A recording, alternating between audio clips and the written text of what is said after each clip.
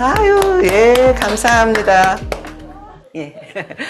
예, 직접 와서 해보시니까 또 괜찮으시죠? 네. 네, 감사합니다. 시니어들의 건강이 사역을 잘 하려고 해도 건강해야만 할 수 있거든요. 그래서요, 건강해야 되는데, 뭐, 남들처럼, 뭐, 꼭 헬스센터 안 간다 하더라도 이런 것도 찾아서 같이 운동해보고, 교회에서 시니어 사역하기 전에 운동 같이 하면 훨씬 도움이 되지 않을까 싶습니다. 자, 여러분들 지난 시간에 숙제를 드렸어요. 숙제가 기억나시나요? 우리 교회에서 할 수 있을 만한 어떤 사역들. 우리가 지금까지 여러 가지를 얘기를 했었는데 생각해 보시고 이런 거는 할 만하다 하는 거 있으면 좀 나눴으면 좋겠다라고 말씀드렸는데요. 혹시 우리 교회에서는 이런 거는 지금까지 얘기 나온 것 중에 이런 건 해볼 만하다 하는 것 있으신가요? 또는 교회가 아니라 소모임도 좋고요. 네, 있으실까요? 또 우리가 또 오늘도 침묵은 미덕 하시면 어렵습니다. 침묵 미덕 하지 마시고요. 혹시 네, 숙제니까요. 숙제 하셨을 거라고 믿고 예, 여쭤보는 겁니다. 네, 저희 소그룹에서는요, 네, 우리, 우리 또 속회를 맡고 있거든요. 근데 다 70에서 80까지 있어요, 연세가. 저는 조금 아래고요. 그런데, 저희 남편이 또 여행을 좋아해가지고, 이렇게 파크, 이런데 이제 모시고 다니니까 너무 좋아하시는 거예요. 그래가지고, 이제 뭐 내셔널 파크를 또 좋아해가지고, 뭐 플로리다까지 다들 또 모시고 다는 못 갔지만 가실 수 있는 분들 가시고 인근 지역 많이 다니고 한 달에 한 번이나 두 달에 한 번꼴로 너무 좋아하시고요. 이제 3월 달에는 우리가 다 거기 유타주에 있는 5개 내셔널 파크가 있거든요. 거기를 한 10명이 갑니다. 네. 네. 이렇게 혼자서는 가시기 어렵잖아요. 그래서 그룹으로 이렇게 모시고 가면 우리도 좋고 같이 정말 즐거운 시간을 보내고 있습니다. 예, 감사합니다. 그렇죠. 시니어분들이 혼자 하기는 어렵지만 네, 그룹으로 해서 같이 가면 정말 좋은 것 같습니다. 그렇죠? 기분 전환도 되고 그럴 것 같아요. 네. 예, 나눠줘서 감사합니다. 또 여러분들 교회는 여러분들의 소그룹 모임에서는 어떠신가요? 시니어들을 위한 것, 어떤 것들을 해볼 만한 것들이 무엇이 있을까요?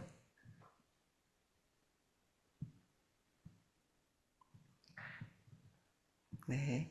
너무 조용하시니까 제가 여러분들에게 부탁을 드려도 될까요? 오늘 온라인에 계신 분들 중에서 제가 부탁을 드렸으면 좋겠습니다. 글로리아 김님이 저한테는 지금 가운데 보이시거든요. 괜찮을까요? 네. 네, 안녕하세요.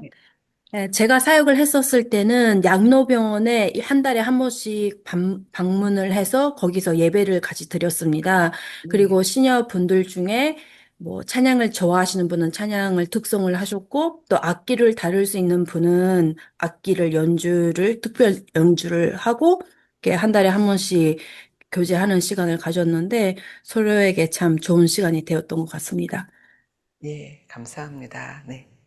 제가 지난번에 말씀드렸던 숙제가 무엇이었냐면 여러분들 교회에서 여러분들이 그리고 사역지 또는 소그룹 모임에서 실제적으로 할 수 있을 만한 것들을 한번 여러분 생각해 보셨으면 좋겠다라는 거였어요. 근데 사실 그게 쉽지는 않을 수도 있습니다. 제가 지지난 시간에서 이런 것들도 해보시고 이런 것들도 해보세요라고 말씀드렸는데 앞으로도 이 강의가 아직도 여러분들 많이 남았잖아요. 다른 수업들이 남았는데 끝에쯤에 가서는 내가 새로운 것들을 찾아내고 우리 교회와 그리고 또는 우리 시니어분들의 모임에서 할 수 있는 만한 것들을 딱 맞는 것들을 한번 찾아보시면 좋을 것 같습니다. 자, 넘어갔네요. 네. 자, 여러분들한테 오늘 이제 시니어 웰빙 마지막 시간인데요. 이런 질문을 드릴게요. 내가 말하는 것과 듣는 것, 어느 것이 더 편하신가요? 네. 되는 것이 편하죠. 가만히 듣는 것이 편하신가요? 어때서 그러실까요? 말을 하려면은요, 네. 상대방을 뭐 감동시키려는 거 생각도 해야 되고, 뭔가 그냥 내가 그냥 제가 하고 싶은 대로 마음대로 하지 않잖아요. 내가 이런 말을 할 때 어떤 반응이 올까 이런 걸 생각하게 되니까 이게 조심스러워져요. 아, 그러시, 그러니까 네. 될 수 있으면 말을 안 하는 게 금이다 또 이런 말도 있고 그래서 안 하려고 듣는 것 같아요. 예, 감사합니다. 예. 여기 되게 이렇게 첫 번째로 먼저 말씀해 주셔서 너무 좋습니다. 네. 근데 중요한 얘기를 해주셨어요. 말을 하는 건 상대방에게 감동을 주고 뭔가를 해야 된다라는 걸 했는데요. 그렇게 얘기하며 말하는 게 정말 어렵고 조심스러울 것 같습니다. 또 어떠세요? 여러분들 말하는 것과 듣는 것 중에 어느 것이 더 좋으신가요? 편하신가요? 여기 또 사역자분들도 계실 텐데요.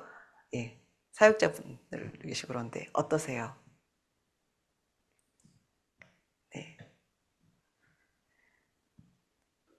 또 너무 조용하시니까 제가 그러면 온라인에 계신 분들 중에서 이렇게 한 분에게 부탁을 드려도 괜찮겠습니까? 네. 아니면 먼저 이렇게 얘기해 주시겠습니까? 네, 지명하세요. 지명을 네, 하세요? 네. 저한테 또 이렇게 보이는 분이 글로리아님 위에 우리 김정일 MDB님 써 계신 분이 계신데요. 네, 괜찮을까요? 네. 예, 예, 예. 네. 어떤 게 편하신가요? 말하는 것과 듣는 것 중에서요. 저 두 개 다 편한데요. 네. 아, 우리 그 시니어들 간에 하는 얘기 중에 세븐압이라는 게 있는데, 네. 세븐압에 이제 세 가지만 말씀드릴게요. 첫 번째는 클린업 해라. 그 다음에 오픈업, 어디 가서 돈 잘 내라. 그 다음에 이제 여기와 관련된 게 리슨업, 듣기를 잘해라. 당신 얘기만 하지 말고 듣기를 잘해라. 하는 게 이제 우리 그 보통 그 에티켓이 있는 시니어들이 지키는 7가지 규칙이 있습니다. 그걸 우리 간에 이제 세븐압이라고 그러는데, 그래서 이제 뭐 원하시면 제가 카톡에 방에 7개 다 올리겠습니다만은 여기에 관련된 것만 말씀드리자면 리슨업을 잘해라. 저도 그 같이 있는 어, 분들한테 그 동료들이나 이런 분들한테 야 이제는 혼자 얘기하지 말고 듣는 거에 집중해라. 너는 입을 될 수 있으면 적게 열어라 하고 있습니다. 근데 저 개인적으로는 제가 기업 생활을 이제 오래 하다 보니까 말하는 거를 두려워하는 게 거의 없고 퍼블릭 스피킹을 조금 잘 하는 편에 속해요.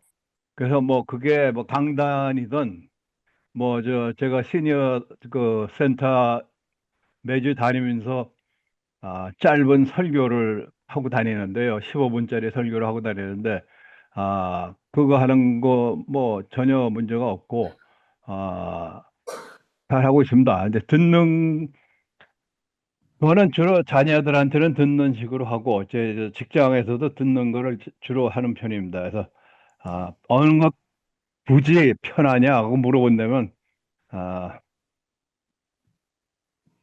네. 듣는 거라고 해야겠죠. 예, 감사합니다. 이상입니다. 네. 예. 예, 좋은 말씀 해주셔서 감사합니다. 여러분들 그룹 카톡에서 좋은 얘기 또 오가시는 것 같아서 좋네요.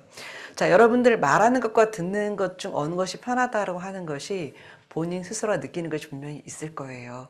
근데 여기에 대한 정답은 무엇이냐면요. 주위 사람들한테 물어보세요. 가족들한테 물어보시기 바랍니다. 나는 들어주는 사람이야라고 생각하시는 분들이 사실은 의외로 많이 있습니다. 아유, 나는 말하는 것보다 듣는 거 더 잘해. 이렇게 말씀하시는 분들 많은데요. 그 주위 분들이 이렇게 말할 겁니다. 어머, 듣는다고요? 저 사람은 자기 말만 하고 그다음부터는 귀 없습니다. 라고요. 실제로 우리 시니어 분들 중에서는요, 말은 적게 하고 듣는 걸 많이 한다 하시는 분들이 많이 있습니다. 그런데 듣는다는 것은 상대방의 말을 내가 평가하지 않고 그대로 듣는 것이 듣는 거거든요. 근데 일단 이미 말을 들을 때 평가가 들어가기 시작해요. 그러면 그것은 듣는 것이 아니라 나는 그 사람의 말을 어떻게 하고 있나요? 재단을 하는 것입니다. 그래서 우리에게 중요한 것은 말하는 것과 듣는 것 다 잘해야 되는데 내가 정말로 그것을 잘하고 있는가 아는 것이 중요합니다. 그러기 위해서 여러분들 주위 사람들에게, 친구분들에게, 가족분들에게 물어보세요. 어쩌면 그 친구분들이나 가족분들이 립 서비스라고 그러죠. 아유, 그래도 엄마 말 잘 들어줘. 아빠는 말 잘 들어줘. 라고 말할지 모르지만 속마음은 다를 수도 있습니다. 그래서 내가 정말로 말을 잘하는지 못하는지는, 그리고 내가 정말 잘 들어주는지는 주위 사람들이 압니다. 시니어분들의 관계 변화에 대해서 좀 말씀을 드릴게요. 여러분들 시니어분들한테 지금 많이 나타나는 현상 중에 하나가, 교회와는 좀 다를 수가 있습니다만 우리가 세상 속에 나가야 되니까요. 여러분들이 알아두시면 좋을 것 같습니다. 여러분들 졸혼이나 이혼이라는 말 많이 들어보셨을 거예요. 그리고 실제적으로 이런 비율이 높아지고 있습니다. 졸혼이란 말은 한국에서 생긴 말이 아니라 가까운 일본에서부터 생겨난 말이거든요. 그래서 이혼한다는 어떤 서류에 도장을 안 찍는 것 뿐이지, 사람이 실제적으로는 떨어져서 살아서 뭐 주말 부부처럼 뭐 일주일에 한 번 본다, 한 달에 한 번 본다, 뭐 이 정도가 될 수 있고, 가정 모임 때만 본다, 이럴 수도 있습니다. 한국에서는 백일섭 씨라고 하는 유명 배우가 먼저 이 졸혼에 대해서 얘기하면서 한국 사회에서 이렇게 공론화되기 시작했었죠. 지금 이렇습니다. 남성은 22%, 여성은 33%가 졸혼에 대해 긍정적이다라는 겁니다. 이게 이제 삼성생명 은퇴 연구소에서 나오는 건데요. 지금 이 정도입니다. 그러면 실제로 한국 사회에서 어느 정도까지 되고 있는지, 또 미국에 살고 있는 한국 분들한테도 이런 것들이 있는 것 같은데요. 실제적으로 교회 다니시는 분들 중에서도 이혼은 아닙니다만 졸혼처럼 사시는 분들이 꽤 있습니다. 아마 여러분들 주위에 보셨는지도 모르겠어요. 저도 그런 분들을 몇 분 보았습니다. 단지 이혼이 아니니까 그래도 어떤 죄를 짓지 않는 것 같은 그런, 하나님 앞에 그래도 조금 더 덜 부담스러운, 교회 앞에 덜 부담스러운 그런 것들이 있는 것 같기는 합니다만, 네, 그것이 좋다 나쁘다는 얘기가 아니라 그런 것들이 있다라는 것들을 여러분들이 아시는 게 좋을 것 같습니다. 황혼이율 비율이, 예전에는 이혼율이 젊은 사람들이 뭐 성격 차이, 뭐 결혼한 지 얼마 안 돼서 또는 무슨 일이 있어서 하는 걸로 생각했습니다만, 실제로 2022년도 정도부터 보면 거의 30% 이상이 지금 증가하고 있습니다. 한국 같은 경우에. 그래서 이혼하는 사람들 중에 3분의 1이 황혼이혼입니다. 그러니까 실제적으로 시니어 분들이 은퇴하시고, 은퇴 전에는 그래도 이제 자녀들이 있으니까, 또는 집안에서 부딪힐 일이 별로 없으니까 그냥 살아갑니다. 그런데 이제 은퇴를 하시고 한 집에서 살게 되시면서 그다음부터는 우리 서로가 이야기하거나 이런 것들이 잘 안 되다 보니까 이게 서로의 다름을 인정하기가 어려워서 이혼으로 간다는 이야기죠. 그래서 시니어 웰빙에서 가장 중요한 것 중에 하나는 무엇이 있냐면, 우리가 잘 이야기하고 잘 들어주고 이런 게 중요하겠죠. 그리고 또 하나, 시니어분들의 관계가 변하는 게 가족에서의 어떤 부부간의 관계뿐만이 아니라 은퇴를 하거나 다운사이징 같은 것들을 하면서 이사를 하게 되는 경우들이 있다는 거죠.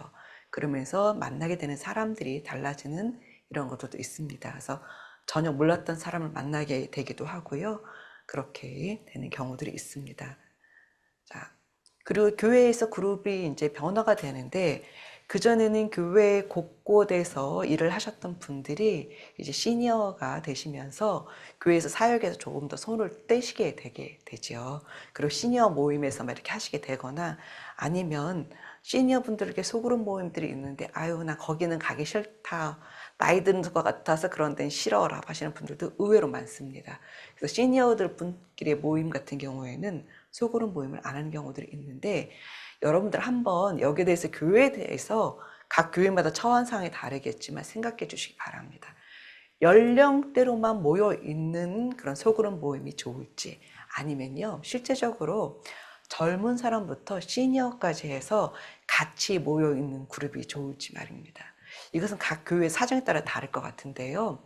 여기에 대해서 생각해 봐 주시기 바랍니다. 그리고 여기에 대한 것들이 여러분들이 교회에서 생활하셨으니까 알고 계실 거예요. 여러분들 생각은 어떠세요? 같은 또래끼리 모이는 것이 좋을까요? 아니면 연령대를 다양하게 해서 이렇게 소그룹 모임 하는 게 좋을 것 같으세요? 네, 저는 같은 연령대가 모이는 게 좋다고 생각해서 이번에 저희 교회에서 시니어 그룹을 제가 만들었습니다. 네. 네, 그렇군요. 같은 연령끼리 만나면 좋은 점들이 어떤 것들이 있을까요? 네, 장단점이 있는데요. 네. 제가 이렇게 경험해 보니까 장단점이 있어요. 젊은 사람들은 이렇게 어른이 또 같이 있으니까 좀 조심스럽고 저희들도 말하는 게 조심스러워요. 그리고 대화가 털려요, 완전히. 네. 네. 그래서 저희들은 만나면 시니어들이 할 수 있는 뭐 건강이나 뭐 약 얘기, 뭐 자녀 얘기 이런 얘기를 하잖아요. 그럼 젊은 사람 듣기 싫어하고요. 젊은 사람들은 또 말을 또 함부로 해서 또 시니어들이 상처받는 경우가 많은 걸 봤어요. 그래서 제가 교회에 건의를 해서 이렇게 다 섞지 말고 시니어 세대 빼고 섞어서 하자고 그렇게 건의를 해서 원래 그렇게 시니어 순이 생겼어요. 네. 모르겠어요. 앞으로 이제 어떨지는 모르는데 장단점이 많은 것 같습니다. 네. 예, 솔직하게 말씀해 주셔서 감사합니다. 그래서 교회마다 사정이 다르니까요. 네. 또 얘기해 주실 거 있으신가요? 마이크 켜신 거 보니까. 근데 같은 에이지라도 레인지가 있을 것 같아요. 예를 들어서 네. 요즘은 느낌이 70이라고 우리가 판단해도 옛날에 우리가 55에서 60 그 정도의 생각을 갖고 살더라고요. 그래서 네. 우리가 근데 이 결혼 정년기들이 아주 젊은이들하고 지금 권사님 얘기한 것처럼 그들은 대화 내용도 틀리고 추구하는 게 다 틀리기 때문에 그들하고 커뮤니케이션 하는 게 힘들어요. 그러니까 근데 같은 에이지 상에서도 내 생각에 한 20년 정도 이게 80이면 60세부터까지는 대화가 돼요. 리타이어하고 그런데 그전 에이지는 그게 대화가 안 되더라고요. 그래서 그렇다고 해서 그 또래끼리만 모이면 이게 또 싸우더라고요. 자기 주장만 하고 이게 자기가 틀린 걸 알면서도 그걸 인정을 안 하려고 하더라고요. 그게 나이 먹어서 그래서 여기 이제 뭐 꼰대라 그러고 뭐 그런 말이 나오는데 그렇기 때문에 그런 소리를 듣는데 그래서 저는 한 레인지를 너무 하지 말고 우리보다도 한 15살이 아래 해서 우리가 그 사람들의 그 생활 태도나 말하는 걸 갖다가 우리가 내가 이 에이지에서 젊어질 수가 있어요. 네. 동조하니까. 근데 우리보다 에이지가 높고 같은 에이지는 똑같은 생각을 해. 주로 뭐 건강 먹는 얘기 이거에 주로 대화인데 사실 그거 대화는 우리 같은 종교인들은 관심이 없구나요. 우리 이 세상에서 뭐 여기서 솔직히 말해서 여기 50년에 여기서 살아남을 사람이 어디 있어요. 다 가는데 우리는 이제 그 영혼을 얘기한다 그러면 요즘은 그거 잘 안 들어요. 요즘은 뭐 예수님의 재림이나 우리가 천국을 얘기하면은요, 그런 쪽에도 경향이 많은 교회도 그런 얘기는 인기가 없는 걸로 봐요. 그런데 저는 이 신학교에서 너희들이 왜 살아야 되는 이유, 너희들의 궁극적인 목적은 뭐, 건강해야 될 이유가 있어야 되잖아. 건강해서 뭐가 있다는 얘기예요. 왜 건강해야 될 이유를 추구하는 모이되 젊은 사람한테도 좀 열어가지고 우리가 더 그런 사람을 만나서 더 젊게 살고 또 꿈 있게 사는 거기 때문에 레인지를 좀 넓히자. 그런 얘기를 하고 싶네요. 네. 예, 감사합니다. 아마 여러분들이 처한 상황마다, 교회마다 상황이 다를 겁니다. 그래서 오늘의 이야기가 여러분들에게 도움이 되었으면 좋겠습니다. 젊은 사람들하고 같이 있는 것이 어려운 이유는 바로 소통의 어려움이 때문에 그런 게 아닌가 싶거든요. 크리스찬으로서 우리가 이야기하는 것과 세상에 나가서 이야기하는 것은 분명히 달라야 되는 부분들이 분명히 있을 겁니다. 그래서 우리가 더 소통해야 되는 것들이 있을 텐데, 뭐 소통 제일 잘하신 분은 예수님이니까요. 그죠? 예수님의 제자들의 나이와 연령대와 일하는 것들이 달랐잖아요. 근데 잘 소통하셨죠. 그래서 예수님을 본받자라고 그 얘기를 하고 싶은데요. 예수님 바로 앞에서 만약에 재림하셔서 바로 앞에서 얘기를 해도 거기에 대해서 그게 아닌데요 하고 하실 분들도 분명히 있을 겁니다. 예수님 세상을 잘 몰라서 그러는데요 라고 얘기할 사람도 있을 겁니다. 그래서 소통의 중요성을 얘기하고 싶은데요. 소통을 위해 중요한 것은 세대 간에든 가족들 간에서든 같은 나이 연령대든 간에 중요한 것은 공감입니다. 그래서 이런 말이 있죠. 우리 성경 말씀이 있는데요. 이 성경 말씀 구절을 혹시 어느 분이 읽어 주시겠습니까? 너무나도 잘 아는 말씀인데요. 그래도 한번 읽었으면 좋겠습니다. 네. 어느 분이 읽어 주시겠습니까? 사람은 그 입의 대답으로 말미암아 기쁨을 얻나니 때에 맞는 말이 얼마나 아름다운 거. 잠언 15장 23절 말씀. 예, 감사합니다. 그래서 때에 맞는 우리 아름다운 말을 하는 법을 오늘 이야기했으면 좋겠습니다. 네. 그래서 오늘 할 주제가 뭐냐면요. 감정지능입니다. Emotional Intelligence라고 하는 건데요. 이 감정지능이라는 것이 어떤 것이냐면 나의 감정을 이해하고 타인의 감정을 인식하고 이해하는 능력입니다. 예전에는 이 사람들이 EQ 이런 것을 EQ 뭐 IQ 뭐 이런 얘기를 했었잖아요. 그래서 IQ가 뭐였나요? 지적 지능 이런 걸 얘기를 했었는데 지금은 이제 감정 지능이라고 해서 이것이 사람과 사람 사이를 이해하고 그 전에 나를 이해하는데 많이 필요하다라는 것을 인식하고 있습니다. 그런데 이 감정 지능이 실제적으로 잘 됐으면 좋겠지만 이것이 어렵습니다. 왜 어렵냐면요.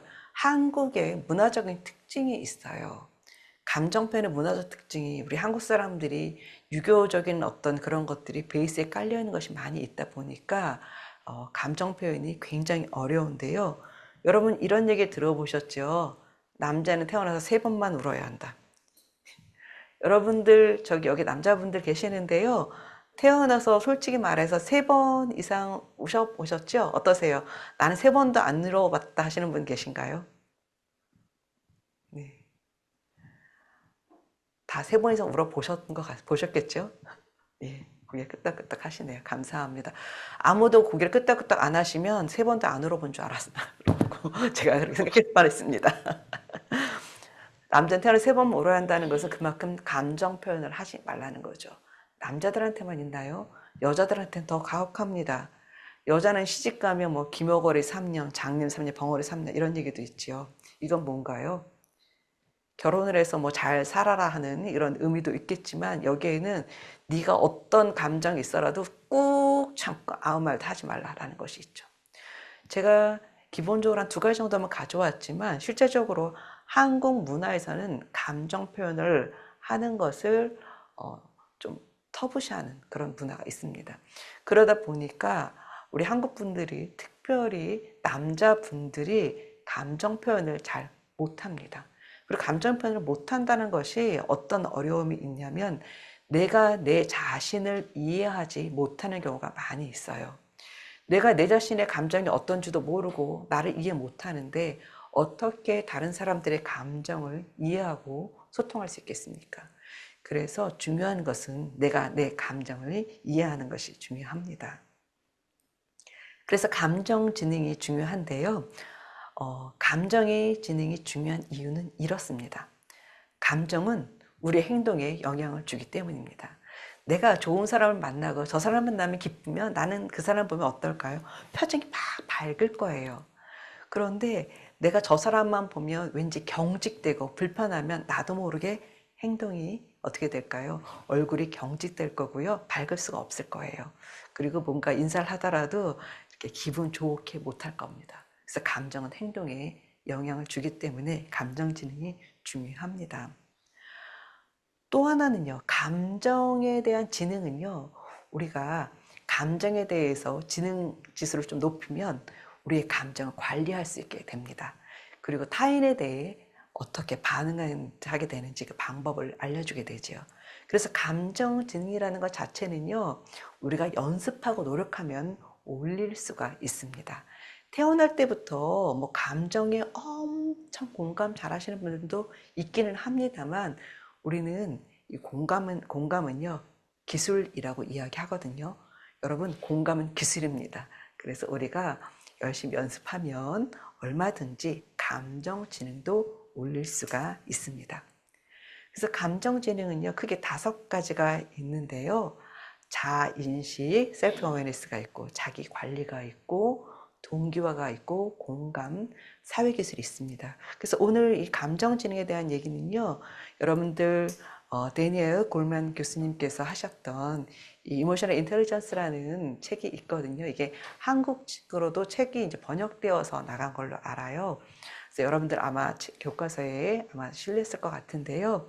여러분들 이 책을 나중에 참고해 보시면 도움 될 것 같습니다. 다른 무엇보다도 제가 보기에 이 책이 조금 더 잘 설명이 되어 있는 것 같았었습니다. 그래서 이 책을 가지고 좀 설명을 드리도록 하겠습니다. 먼저 자아인식인데요. 여러분들 그림을 한번 봐주세요. 이 그림이 뭘로 보이시나요? 누구로 보이시나요? 사자요? 네, 맞아. 뒷모습 고양이인가요? 예. 고양인데 자기가 사자로 생각하고 있는 거예요. 저는 고양인데 예. 예. 네. 여러분들 마이크를 안 열렸는데 여기서 강의실에서 무슨 얘기를 했냐면 뒷모습은 고양이인데 사자로 생각하는 것 같다라고 이야기를 했습니다. 여러분들도 온라인에 계신 분들도 그렇게 생각하시나요? 예, 그러시군요. 마음을 가진 고양이라고 생각됩니다. 네? 사자의 마음을 가진 고양이라고 생각합니다. 아, 이렇게 긍정적으로 사자의 마음을 가진 고양이. 예, 좋습니다. 그렇게도 볼 수 있겠네요. 네, 정말 좋은 답변인 것 같습니다. 자, 여러분들 바로 이것이 자아인식입니다. 내가 내 거울을 보면서 아침마다 거울을 보면서 우리가 단장을 하실 겁니다. 밖에 나가기 전에는요. 그런데 그것뿐만이 아니라 정말 내 모습을 마음의 거울로 비춰봤을 때 내 모습이 어떻게 보일까요? 또는 하나님이 보시기에 내 모습은 어떻게 보일까요? 이렇게 다를 겁니다. 그래서 내가 내 모습을 있는 그대로 인정하는 것이 바로 자아인식입니다. 근데 내가 내 모습을 그대로 인정하는 게 얼마나 어려운 일인지 모릅니다. 정말 어려워요. 그래서 한국에서는 뭐가 성행을 하죠? 외모를 바꾸기 위해서 성형도 많이 하잖아요. 그렇죠? 이런 것들이 있습니다. 그래서 내가 내 자신의 있는 모습 그대로 인정하는 것, 이것이 자아인식입니다. 그리고 하나 더 나아가서 조금 더 감정지능, 조금 더 있어 보이게 이야기하자면 이렇습니다. 내 기분, 내 정서, 내 행동이 주위의 모든 사람들한테 영향을 준다는 사실을 인지하는 것이 자아인식이라는 것입니다. 그래서 그렇게 인식을 해야 되는 건데요. 인식하고 그렇게 나를 이해하고 정의하고 표현하고 조절하는 것이 굉장히 중요합니다. 그래서 이러한 것들이 어떻게 있는지도 뒤쪽에서 좀 더 자세히 알아볼게요. 여러분들 자아인식이 잘 이해가 안 된다고 할 땐 이 사자 그림을 보시면 됩니다. 내가 어떻게 나 자신을 바라보고 있을까? 다른 사람들은 나의 모습을 어떻게 바라보고 있을까 하는 겁니다. 그리고 나 자신을 정의할 수 있는데 아까 맨 처음에 했던 거 기억나시죠? 나는 듣기를 정말 잘하는 사람이에요. 다른 사람의 말을 잘 들어줘요. 라고 이야기하지만 주위 사람들은 다르게 인식할 수 있습니다.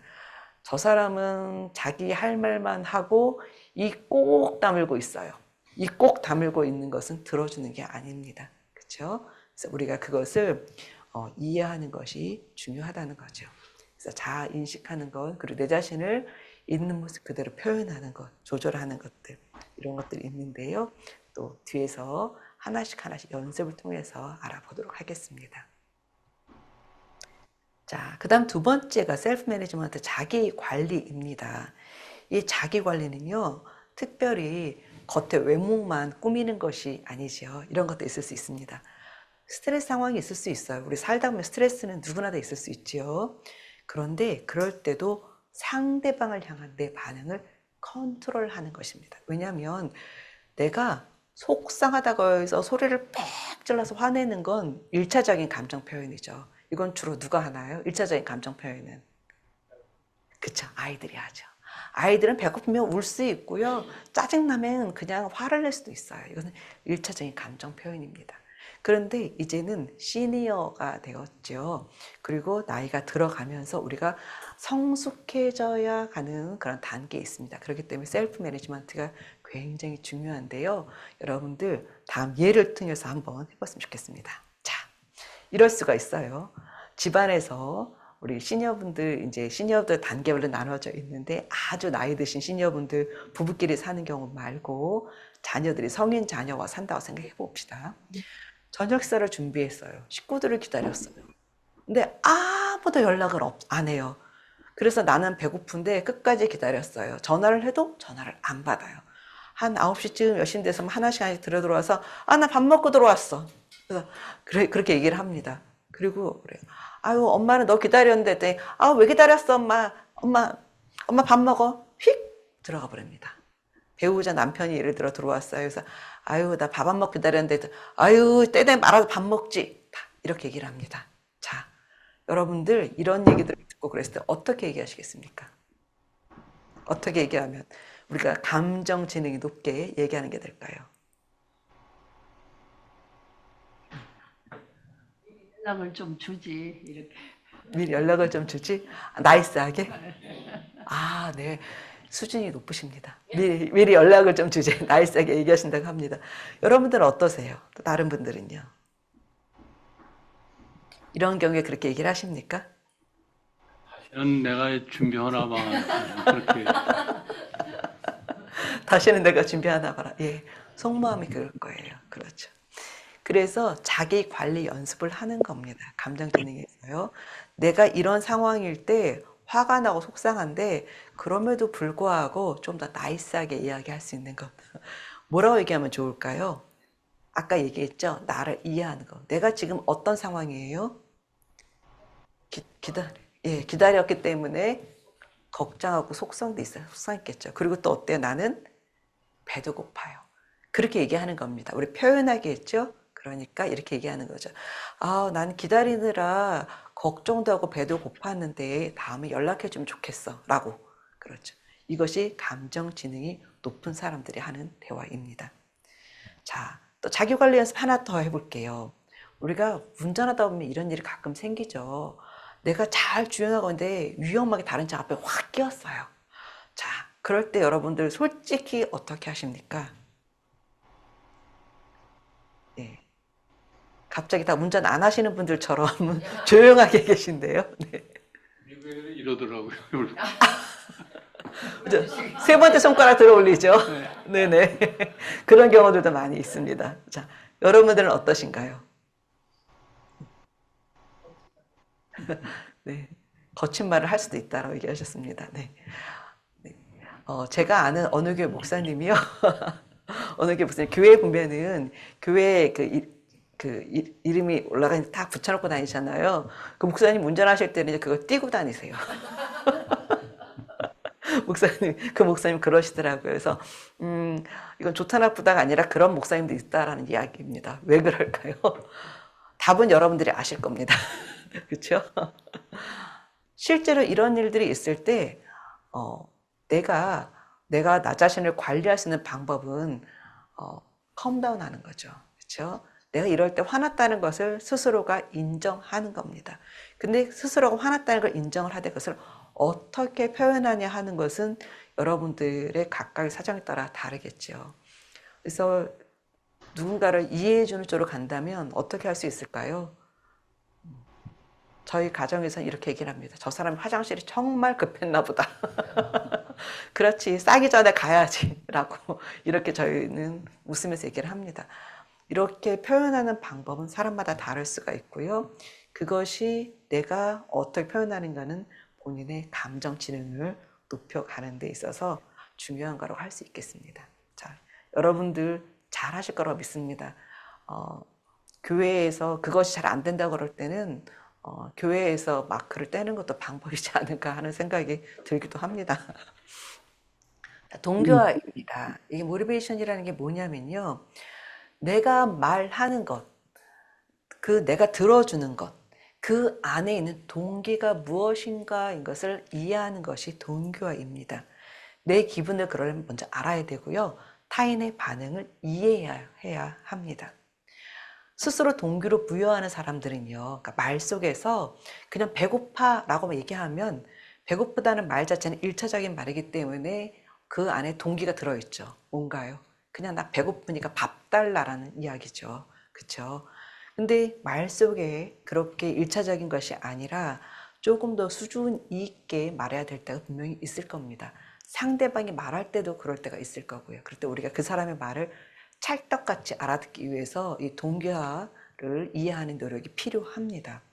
스스로 동기를 부여하는 사람들은 목표를 가지고 있습니다. 그래서 목표를 가지고 꾸준히 일하고 삶과 일에 대해서 높은 기준을 갖고 있는 경우들이 많이 있습니다. 자, 여러분들 그러면 이 집에는 동기 찾기 한번 연습을 해볼게요. 아까와 똑같은 상황이에요. 자, 저녁 식사를 준비하고 식구들 기다렸는데 여전히 연락도 없이 늦게 들어와 밥 먹고 왔다고 해요. 기다리고 나는 그래서 걱정도 되고 배도 고픈 상황이에요. 이럴 때 화가 날 수 있어요. 그쵸? 1차적인 감정은 화가 날 수 있어요. 아니, 애들이 왜 엄마를 무시하나? 왜 연락도 안 하나? 우리 남편은 밖에서 뭐 하고 다니길래 연락도 안 하나? 밥 먹는다 말도 안 하나? 하면서 나를 무시했나? 라는 생각이 들 수 있습니다. 그래서 화가 나는 거죠. 내가 무시당했다고 하는 그런 감정이 들 수 있죠. 그리고 또 들어와서 아유 혼자서 알아서 먹지? 라고 했을 때 나에 대한 배려심이 없다라는 그런 생각이 들 수도 있습니다. 이것은 모두 1차적인 감정이에요. 근데 생각해 볼게요. 정말로 내가 화가 나는 것은 무엇 때문에 기분이 나빴고 그 기분 나쁜 것 속에 들어있는 동기는 무엇일까요? 자, 어떤 동기가 있었을까요, 속에? 이게 준비했는데 하는 네. 그런 네, 힘들게 준비했는데 하는 그런 마음. 예, 그렇죠. 그런 마음들이 있을 겁니다. 자, 평소에 딸이나 자녀들이 남편이나 네. 늘 그런 식으로 대하는 걸 본인이 느끼면은 뭐 오늘도 그렇겠지 그래도 좀 위안을 삼지는 않을까 모르겠네요.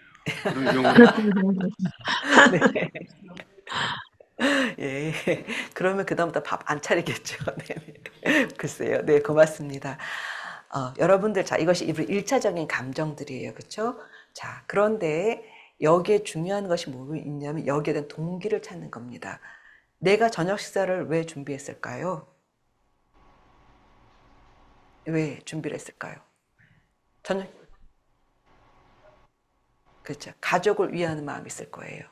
내가 연락도 없는 사람, 늦게 들어오는 사람들 왜 걱정을 했을까요? 사랑하니까. 바로 무엇일까요? 식구들의 안전들 걱정했겠죠. 바로 이것이 동기라는 겁니다.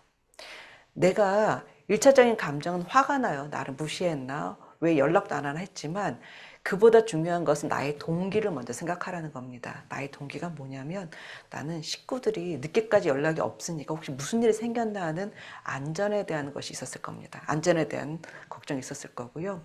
내가 저녁 식사 준비를 할 때는 아유 때 되니까 밥하자 라는 것도 있을 수도 있어요. 그러나 거기 안에 뭐가 있을까요? 식구들의 건강을 챙기는 그런 마음이 있었을 겁니다. 내가 목표로 하는 것은 식구들의 건강이 있었다는 그 동기를 먼저 생각할 때 나의 1차적인 감정, 서운함, 나를 무시했나 하는 이런 감정보다 이것이 먼저 있을 수 있을 거라는 겁니다. 어떤 말이든지 말에는요 1차적인 감정이 먼저 나올 때가 많이 있는데 우리가 감정 지능을 높이는 것은 동기를 생각하고 그 동기에 따른 말을 하는 것이 훨씬 도움이 됩니다. 그래서 동기를 가지고 얘기를 한다면 어떻게 얘기할 수 있을까요? 밖에서 음식을 사 먹는 것도 좋지만 그래도 내가 차려준 음식이 건강하게 했으니까 다음번엔 집에서 밥 먹었으면 좋겠다라고 말할 수도 있겠죠. 때로는 이렇게 말할 수 있을 것 같아요. 집에 빨리 돌아오느라 늦게 운전하면 어두워서 혹시라도 사고 날까 걱정이 되니까 조금 더 일찍 했으면 좋겠다라고 이렇게 말을 할 수 있겠죠. 그런 말을 들은 식구들은 아마도 대답이 달라질 겁니다. 그렇겠죠? 그래서 이 동기를 찾는 것이 중요합니다. 다음에 우리 공감에 대한 얘기를 해볼 거예요. 이 공감은 뭐 여기저기서 너무 많이 하기 때문에 여러분들 잘 아실 거예요. 공감은 타인의 관점을 이해하기 위해서 타인의 입장이 되어보는 건데요. 이게 타인을 공감해 주는 것이 관계 유지에 있어서 굉장히 중요합니다. 제가 공감에 대한 말을 여러 가지 것들을 이제 찾아보니까 그 중에 굉장히 좋은 말이 있었어요. 뭐냐면 공감은 타인과 함께하기 위해서 정말 용감한 결정이라는 겁니다. 시니어분들의 삶 속에서요, 좋은 일들만 있으면 좋겠지만 때로는 어려운 일들도 많이 있습니다.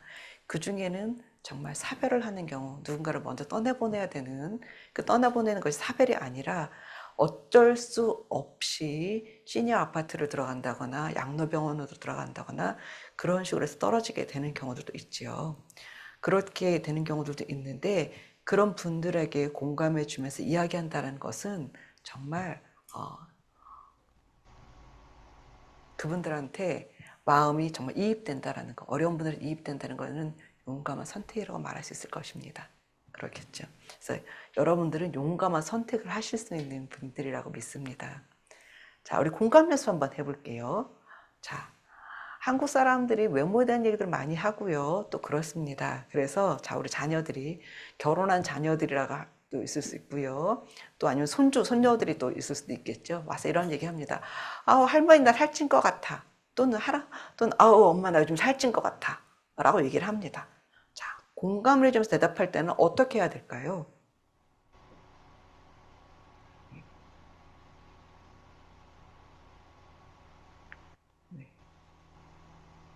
건강해 보여서 좋아. 건강해 보여서 좋아. 네. 자, 네. 감사합니다. 건강해 보여서 좋아. 이게 공감일까요? 별로 안 좋아할 것 같은데요. 별로 안 잘 것 같아요. 네네. 어떻게 해주면 좋을까요? 저는 그렇게 말할 때 괜찮다 그래야지. 괜찮다고. 네. 저는 그래 조금 살찐 것 같다. 이제 조금 다이어트 해보자 이렇게 인정하고 인정부터 해줘야 될 것 같아요. 네, 여러분들 감사합니다. 자, 우리 공감에 대해 다시 한번 볼게요. 자, 공감은 뭐예요? 타인의 관점을 이해해 주는 겁니다. 그런데요, 우리 시니어 분들이, 우리들이 사실 여러분들이 성인들이시고 또 살아오신 세월들이 있잖아요. 그러니까 우리는 정답을 젊은 사람들보다는 조금 더 많이 알고 있는 것이 사실입니다. 그래서 우리는 좋은 것만 주고 싶으니까 어떻게 해요? 공감보다는 뭘 먼저 줘요? 정답을 주고 싶어 해요. 정답을 주고 싶어 해요. 그것이 바로 젊은 사람들한테 뭘로 비춰줘요? 꼰대로 비춰주는 겁니다. 그래서 우리에게 중요한 건 뭐냐면요. 공감을 먼저 해주는 거예요. 상대방의 감정을 그대로 읽어주는 거죠. 자, 제가 여기 여러 가지를 해놨는데요. 말하는 어떤 이 기술에는요. 1단계, 2단계, 3단계 수준이 있습니다. 1단계가 뭐냐면요. 팩트 폭격이란 말 들어보셨죠? 있는 그대로 말해주는 거예요. 아우, 그렇게 먹으니까 그렇지. 이건 뭐예요? 너 살쪘다잖아요. 팩트를 그대로 얘기해주는 것이 1단계예요. 2단계는 뭐예요? 아유, 뭐가 살쪘다고 그래. 괜찮아. 이건 뭐예요? 나름 위로를 해주는 건데요. 이게 위로가 될까요? 위로가 되지 않을 수도 있습니다. 괜찮아는 이렇게 얘기할까? 엄마 보기에나 그렇지. 밖에 나가면 나보고 다 살쪘다 그래. 라고 이렇게 반발할 수도 있습니다. 중요한 거는 그 사람의 감정 그대로 인정해 주는 거예요. 그래서 엄마 나 살찐 것 같다 그랬을 때 그대로 얘기해 주는 거. 아우, 그렇게 느끼는구나. 살쪘다고 말했으니까. 그리고 물어봐 주는 거예요. 어째서 그런 생각이 든 거야? 라고요. 이것이 3단계입니다. 대화하는 것은요, 우리 수준을 이제 우리가 높여야 가야 되니까 이런 식으로 여러분들이 해주시면 좋을 것 같아요. 팩트 폭격이 아니라 있는 그대로 그 사람의 감정을 받아주는 것. 그래서 이것도 저것도 잘 모르겠다 그럴 때는 아유, 그랬구나 라고 하는 게 가장 좋다는 얘기 들어보셨을 거예요. 그랬구나입니다. 자, 이렇게 우리 공감 연습을 잠깐 해봤습니다. 혹시 지금까지 한 것 중에서 여러분들 궁금하시거나 이야기하고 싶으신 것이 있으면 나는 이렇게 얘기하는 게 더 좋을 것 같아요 하는 것이 있으면 얘기해 주세요. 네. 그 다음에 우리가 사회 기술에 대해서 얘기를 해볼게요. 이게 소설 스킬인데요. 감정 지능이 향상되면 생각해 보세요. 아까처럼 우리가 나 자신을 잘 이해하고 상대방의 감정도 잘 이해해서 잘 표현해주고 수준 있게 대화를 해준다면 사회적 관계가 삶의 질이 높아집니다. 우리가 아까 처음 시간에 드렸던 이야기 기억나시죠? 소그룹 모임을 하는 데 있어서 젊은 사람들끼리 나이 드신 분들끼리 따로 하는 게 좋은지 같이 하는 게 좋은지 이런 얘기를 했었는데요. 만약에 이렇게 감정지능으로 대화를 한다고 한다면 어느 그룹의 사람들과 같이 있더라도 훨씬 더 이야기하는 것이 좋아지지 않을까 싶습니다. 자, 그런 의미에서 사회기술이 이렇게 감정적으로 이야기할 때 스트레스가 감소될 것 같고요. 그리고 신체적으로 건강해질 겁니다. 왜 그러냐면요. 사람이 집에만 가만히 있는 것보다 밖에 나서 누군가를 만나고 좋은 이야기, 좋은 관계를 만든 것이 정신 건강에 그리고 육체적 건강에 좋기 때문에 그렇습니다. 그리고 그렇게 이야기하시는 분들이 주위에 있다고 한다면 사람들이 언제든지 웰컴하겠죠. 정서적으로 안정이 될 겁니다. 그 사회적 고립감 같은 것이 생길 틈도 없을 거예요. 여기저기서 아유 그 권사님 오시면 너무 좋을 것 같아요. 그 장로님 오시면 좋을 것 같아요. 아유 그 목사님 은퇴하셨는데도 얼마나 우리에게 도움이 되는지 모르겠어요. 이런 이야기 하게 될 겁니다. 그래서 사회적 고립감이 감소되고 그러다 보면 나의 고독감도 감소가 되겠죠. 그래서 사회 기술이 이렇게 늘어나게 될 것입니다. 그래서 우리가 감정지능에 대한 5가지 요소에 대한 얘기를 해봤는데요. 자, 감정지능을 향상시키는 방법에 대해서 저희가 구체적으로 좀 알아보도록 하겠습니다. 자, 이제부터 중요합니다. 감정지능을 향상시키는 방법에 대해서 할 건데요. 어떤 것들이 있는지 앞에 우리 5가지 나왔는데 조금 더 구체적으로 알아보도록 하겠습니다. 첫 번째가 자아인식에 힘쓰는 겁니다. 내가 내 자신을 아는 것이 중요하다는 얘기를 아까 드렸죠. 그런데 내가 내 자신을 알면 이렇습니다. 무엇을 느끼고 어떻게 행동하는지 알게 된다는 것입니다. 그런데 실제적으로요, 사람들이요, 이것을 다 아는 것 같지만 그렇지 못할 때가 많이 있습니다. 내가 느끼는 것과 내가 생각하는 것과 내가 행동하는 것이 다를 때가 있다는 거죠. 이것은 신앙을 가지고 있고 없고하고도 상관이 없습니다. 왜냐하면 우리가 처음 시간 아까 말씀드렸죠. 한국 사람들은 조금 더 감정에 대해서 말하는 것을 잘 못하는 부분들이 있습니다. 본인의 감정을 인식하지 못하고요. 그냥 화가 난다. 뭐 이런 식으로 표현하는 경우가 많이 있고요. 속상하다. 이런 식으로요. 한국 사람하고 미국 사람하고 같이 해서 자, 우리 감정에 대한 낱말을 얘기해 봅시다라고 얘기하잖아요. 여러분들 감정에 대한 낱말 몇 가지 정도 알고 계신가요? 한번 얘기해 보실래요? 네. 예, 감정에 관련된 낱말들. 기쁘다. 네. 조용히 해. 조용히 해. 그거는 완전히 그냥 말하는 건데요. 네. 되게 회의를 하고 나면 네. 미국 사람들은 회의를 끝나도 이렇게 톡을 하는데 한국 사람 회의 중에 화가 나면 나와서도 그 사람 안 쳐다보고 말아. 그게 우리의 맹점이라고. 네. 제가 그러나요? 예. 그쪽에도 가고 이쪽에 가고 하는데 네. 한국 사람도 고쳐야 돼요. 예, 감사합니다. 네, 마이크를 안 열고 하셔서 아마 앉아 계신 분들이 무슨 얘기했나 그럴 것 같아요. 아, 하셨군요. 예, 고맙습니다. 네, 우리가 실제적으로 한국 분들은 감정에 대한 낱말 얘기를 하라 그러면 1인당 평균 20개가 되지 않습니다. 그리고요, 미국 사람들은 훨씬 더 많아요. 감정을 표현하는 것이. 미국 분들은 작은 일라도 원더풀, 와더 이렇게 하잖아요. 그죠? 한국 사람들은 어떻게 해요? 그리고 뭐 칭찬해주는 말을 하면 어떻게 하시나요? 대체적으로 아이 뭐 그렇죠. 아이 뭐 별로. 칭찬을 우리가 들으면 우리는 거기에 대해서 부끄러워하거나 뭔가 겸손은 아니지만 뭐 그렇습니다. 그래서 자신의 속마음은 어떨까요? 칭찬을 들으면 어떨까요? 좋죠. 근데 그러면 칭찬해줘서 고맙습니다 라고 말하면 이것이 보다 더 내 속마음에 솔직한 것이죠. 그런데 아이 뭘요, 뭐 다 누가 하셨어요? 우리는 또 얘기를 합니다. 그렇죠? 다 누가 하셨습니다. 때로는 누가 하신 거 우리 다 알아요. 그리고 누가 하신 거 말고 칭찬해줘서 감사합니다, 기분이 좋네요 라고 말하는 것도 도움이 될 것입니다. 그럴 때 내 행동은 상대방한테 어떻게 전해질까요? 내가 저 사람을 칭찬해줬더니 저 사람이 어떻게 했다? 좋게 받아들여지는구나 라고 하면서 그 사람 어떻게 할까요? 더 이야기가 더 좋아지겠죠. 대화가. 이것이 중요하다는 것입니다. 그래서 합리적으로 이렇게 반응하고 합리적으로 대화할 수 있는 것. 이것이 감정 지능을 높이는 것입니다. 그래서 자아인식에 힘쓰는 건데요.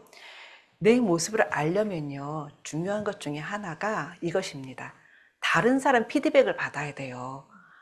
나는요. 스스로를 이렇게 생각하는 경우들이 많이 있어요. 아까 처음에 얘기했죠. 나는 듣기를 잘해요. 자, 우리 가족들한테 물어볼까요? 가족들이 우리 아빠는 듣기를 너무 잘해요. 라고 말할 거라고 여러분들 자신하십니까? 그렇죠.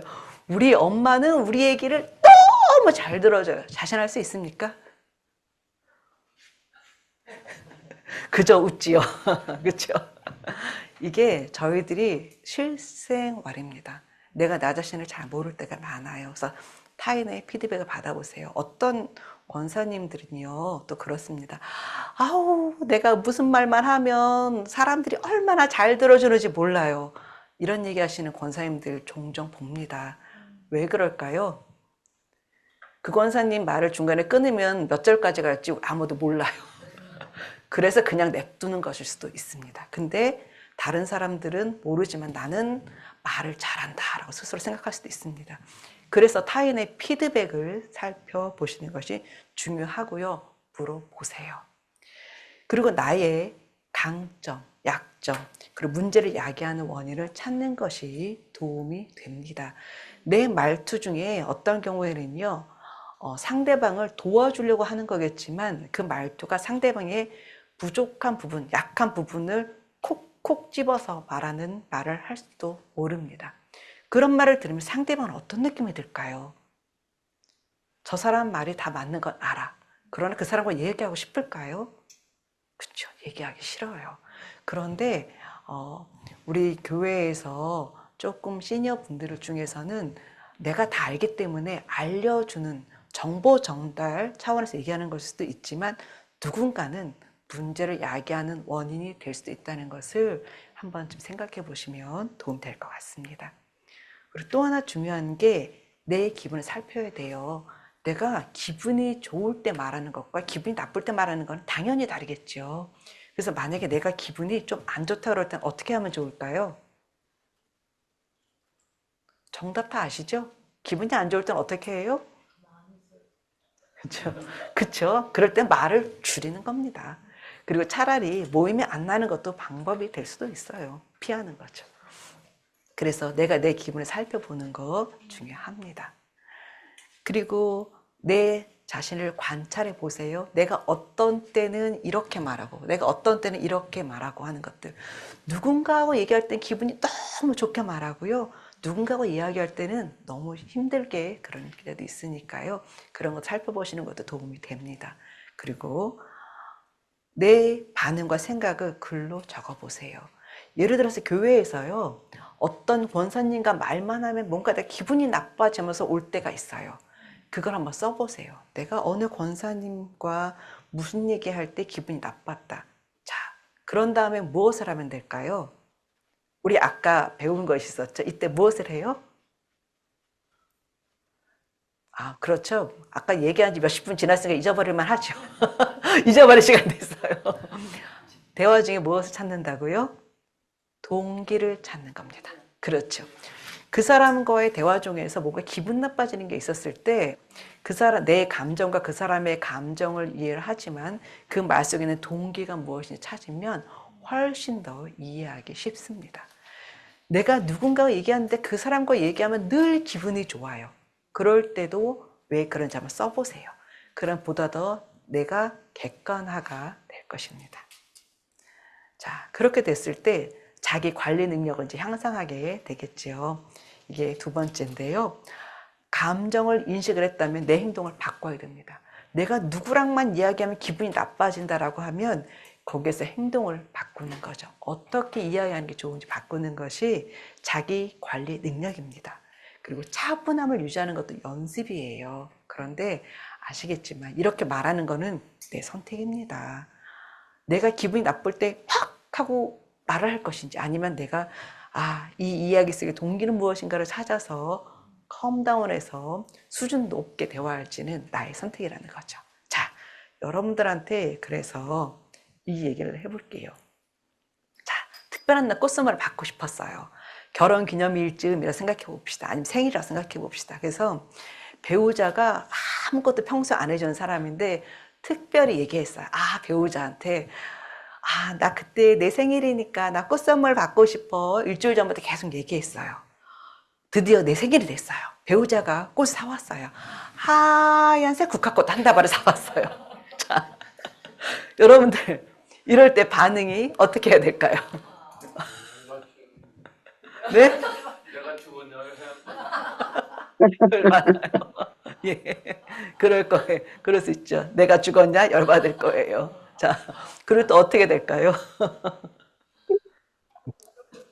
예? 뭐라고 얘기하시겠어요? 내가 꽃가꽃을 좋아하는 걸 알고 꽃가꽃을 사왔네. 정말 정말이신가요? 호언을 하셨네요. 예, 좋아하셨네요. 네, 좋아하셨네요. 저희 남편은 하도 뭐 엇박자로 항상 그렇게 해오니까 네. 그냥 아유 감지덕지하고 받아야 될 것 같아요. 저는 아, 그러시군요. 감사합니다 하고. 예. 그렇군요. 자, 지금 얘기하셨습니다. 엇박자라는 얘기를 하셨고요.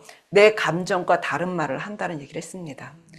여러분들은 이렇게 얘기를 합니다. 뭐 우리가 아이들한테 얘기하는 것들 많이 있죠. 그 중에 뭘 하지 말라고 그래요? 거짓말하지 말라고 얘기해요. 그런데 우리는요, 너무나도 쉽게 내 감정에 거짓된 걸 말하면서도 잘못됐다는 생각을 하지 않습니다. 우리가 안과 밖이 똑같아야 된다는 말 하잖아요. 특별히 크리스찬들은 그것이 굉장히 중요하지 않나 싶습니다. 그래서요, 내 감정이 솔직해져야 합니다. 내 감정 솔직해지려고 하면 어떻게 해야 된다고요? 감정이 솔직하면 매일 싸우죠. 방금 위에서는 감정을 잘뭐 이렇게 사회 기술도 필요하고 공감도 네. 필요하다고 했는데 여기서는 또 솔직하라 그러면 네. 이게 조금 엇박장. 그래서 여기서 필요한 게 뭐예요? 감정진. 아까 공감에 대해서 1단계, 2단계, 3단계 했잖아요. 우리는 어떻게 해요? 감정지능을 업하고 있잖아요. 그래서 어떻게 얘기해야 됩니까? 내 감정은 솔직하게 이야기하되 거기에 대한 동기를 찾는 거죠. 그리고 상대방에게 물어보는 겁니다. 자, 이렇게 말하는 것도 단계가 있어요. 첫 번째 뭘 했다고요? 일단 솔직해야 되는데요. 어떤 것이 있어요? 내가 꽃 선물을 받고 싶다고 했잖아요. 근데 상대방은 어떻게 했어요? 충실했어요. 뭘 사왔어요? 하얀 꽃을 사왔을 뿐이에요. 그러니까 일단은 뭘 해요? 1단계는 꽃 사줘서 고마워. 1단계입니다. 자, 2단계. 그렇지만 내가 이 꽃을 왜 사왔는지 궁금하잖아요. 그렇죠? 이 사람이 나 죽으라고 흰 꽃 사왔을까요? 몰라요. 물어봐야 됩니다. 여러분, 이거 실제 상황이에요. 물어봐요. 맞습니다. 이게 뭐냐면요, 물어보는 거예요. 근데 왜 하얀 국화꽃 사왔어? 라고 물어보는 겁니다. 자, 배우자 대답이 뭐였을까요? 당신이 늘 마켓 가면 세일하는 것만 사니까 오늘 꽃집에 갔더니 이 꽃을 세일해서 사갖고 왔어. 내가 빨간 장미 사고 싶었는데 세일 안 하는 거 사왔다가 당신한테 혼날까봐. 여러분, 이거 실화입니다. 제가 예전에 부부 상담을 했었는데요. 부부가 두 분이 얘기하시는 게 늘 엇박자일 것 같다. 말이 안 된다라는 얘기를 했었어요. 그래서 숙제를 드렸었어요. 실제로 꽃 같은 거 이런 거 원하는 걸 얘기하라. 그랬더니 본인이 얘기했더니 남편이 실제로 흰 국화꽃 사오셨다고 오셔갖고 두 분이서 오셔갖고 또 대판 싸우셨어요. 물어보라고 그랬어요. 왜 사오셨나. 남편분이 얘기하시더라고요. 빨간 장미를 사고 싶었으나 혹시 세일 안 하는 거 사갔다가 부인한테 혼날까봐. 내가 생각하는 것과 상대방이 생각하는 것이 다를 수가 있습니다. 내 감정을 표현하는 것은 되게 중요하고 솔직해야 됩니다. 그런데 그것을 1차적으로 화를 내면서 말을 하느냐 아니면 그것을 조금 더 감정적 수준을 높여서 말하느냐는 뭐라고요? 여러분들의 선택입니다. 아시겠죠? 그래서 여러분들이 수준 높게 그렇게 하실 수 있으면 좋겠습니다. 자, 우리 이제 세 번째 동기를 강화하는 거에 대해서 좀 얘기를 해볼까요? 이 동기가 무엇이냐면요. 타인과의 긍정적 교제, 이것이 첫 번째 동기가 될 수 있습니다. 실제로 그런 일들 아마 있지 않을까요? 아까 국가권 사건도 그렇지만 실질적으로 부부 간에 또는 교회에서 성도들 간에 우리들에게 필요한 것은 긍정적인 것들이 필요할 거예요. 그래서 어떤 때 긍정적인 교제들이 있었는지 그리고 어떤 때 부정적인 교제들이 있었는지 아까 말씀드렸죠. 써보시는 겁니다. 한 일주일 정도 그것을 써보시면요 데이터가 나올 거예요. 아니면 교회는 일주일에 한 번밖에 못 만나니까 한 달 정도 써보시면 어떤 때 긍정적이었는지 부정적이었는지 이런 것들을 알게 될 겁니다.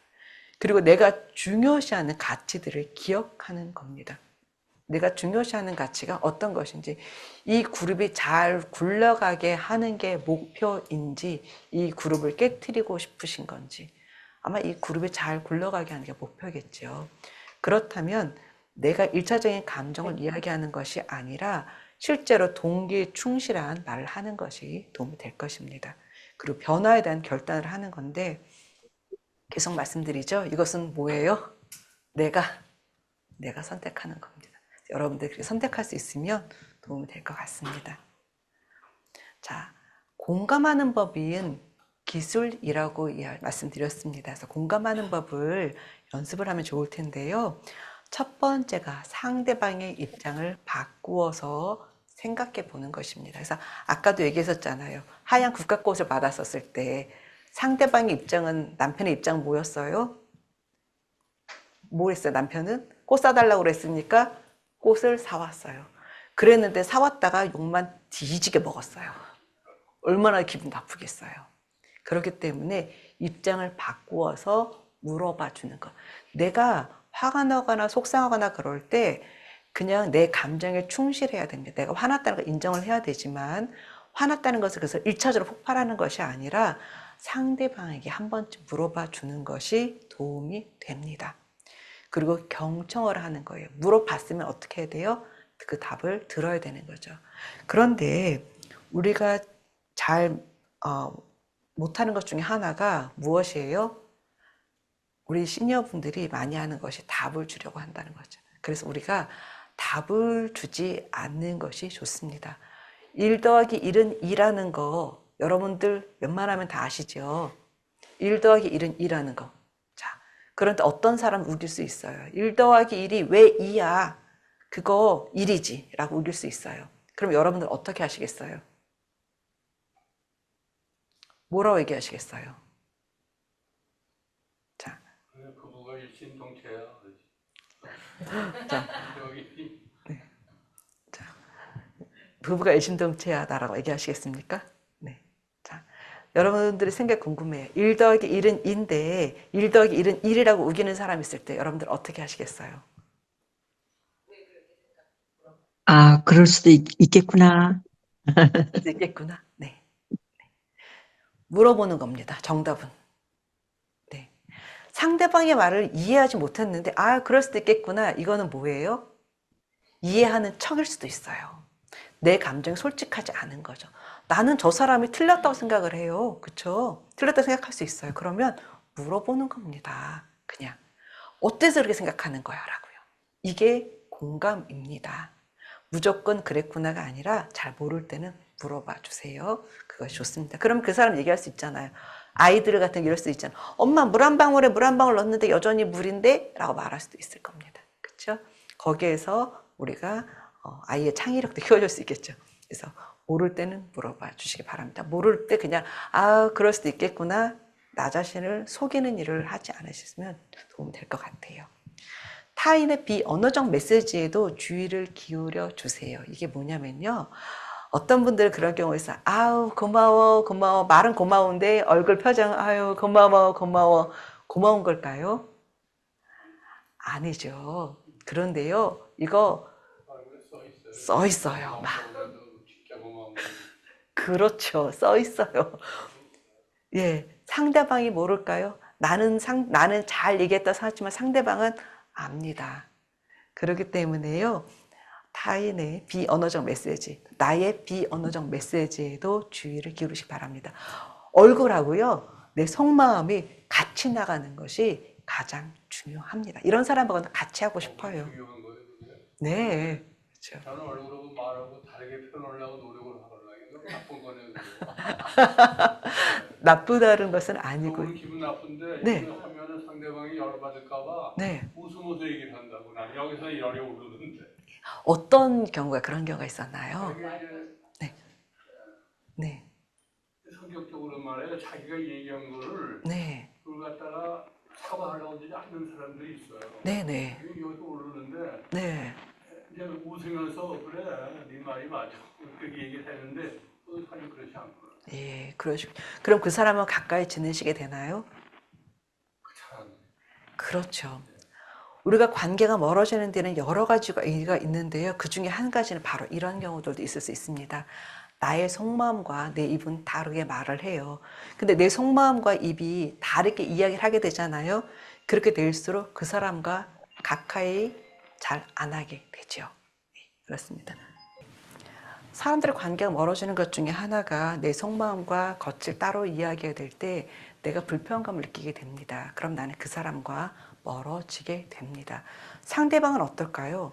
아니, 저 사람 다 좋다고 그랬는데 왜 나랑 가까이 하지 않을까? 상대방은 오해하게 될 겁니다. 그래서 중요한 게 뭐냐면요. 내 속마음을 이야기를 하되 그 속마음을 어떻게 한다고요? 아까 감정지능 수준 있게 말하는 거 얘기했었잖아요. 수준 있게 이야기하는 것입니다. 그래서 그것을 어떻게 하면 좋은지 I 메시지, U 메시지 이런 얘기를 하는데요. 그것도 또 조금 이따 한번 연습을 해보도록 하겠습니다. 자, 우리 공감하는 거 연습하는 걸 하나 더 해볼게요. 자, 이런 일이 생길 수 있지요. 치아 교정기를 빼기로 했어요. 그래서 이제부터 다 괜찮다고 했는데 의사가 더 해야 된다고 얘기를 했어요. 그래서 자녀가 또는 손녀가 그래요. 아우, 속상해. 의사가 돌팔이 같아. 이거 더 이상 안 해도 될 것 같다고 그랬는데 오늘 갔더니 앞으로 석 달 되어야 된대. 속상해. 그 의사 돌팔이 같아. 얘기를 해요. 자, 여러분 어떻게 얘기해 주시겠어요? 공감해 주면서 얘기하려면요.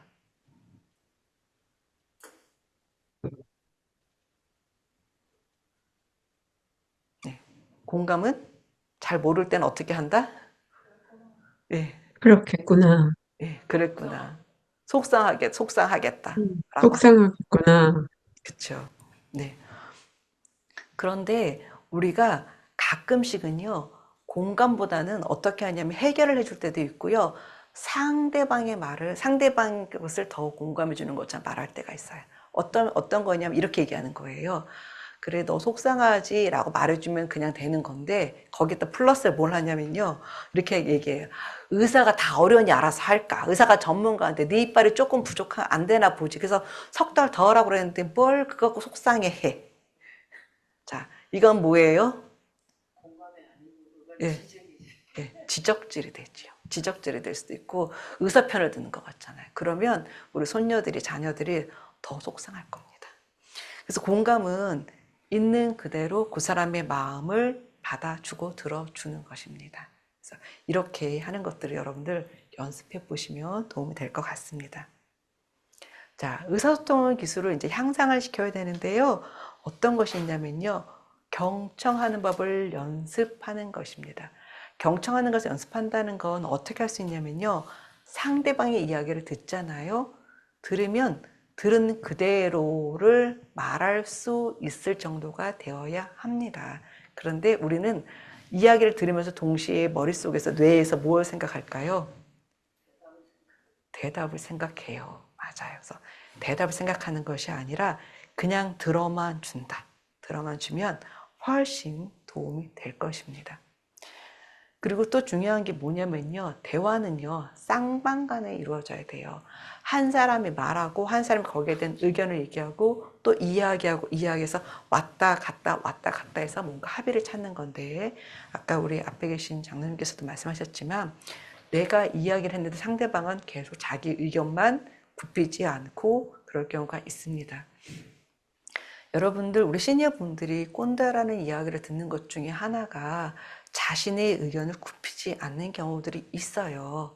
근데 의견을 굽히지 않는 데는 여러 가지 이유가 있을 수가 있습니다만 그 중에 많은 것들은 경험에서 우러나온 것이 지식들이 있을 수도 있습니다.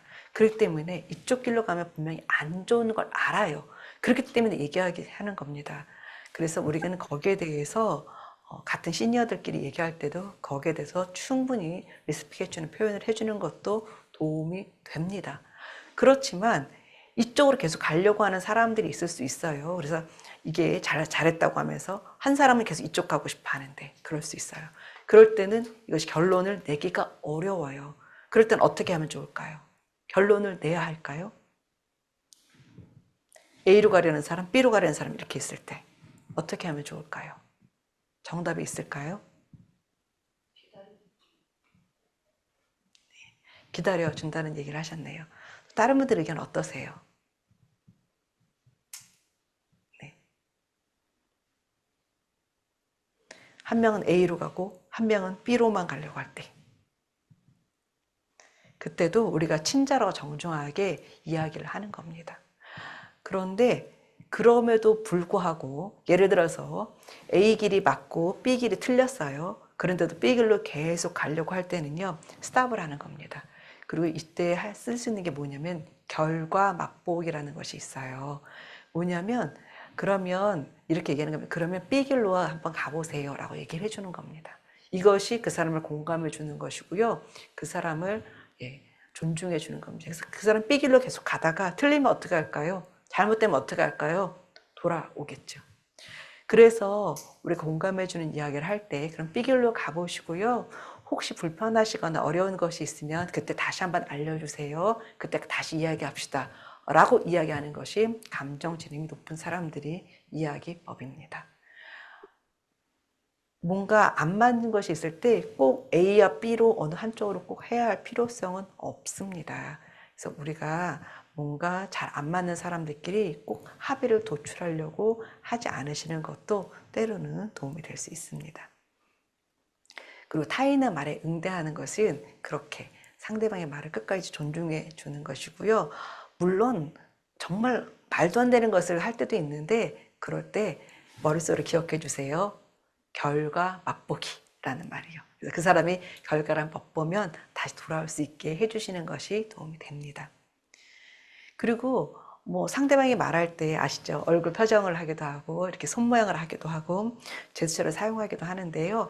아유 이제 얘기를 해보세요. 당신 차례입니다. 이렇게 얘기를 해주면 좋습니다. 왜냐하면 어떤 분들은요 말을 안 하시는 분들도 있어요. 모임에서. 그분들이 말을 못해서 안 하는 걸까요?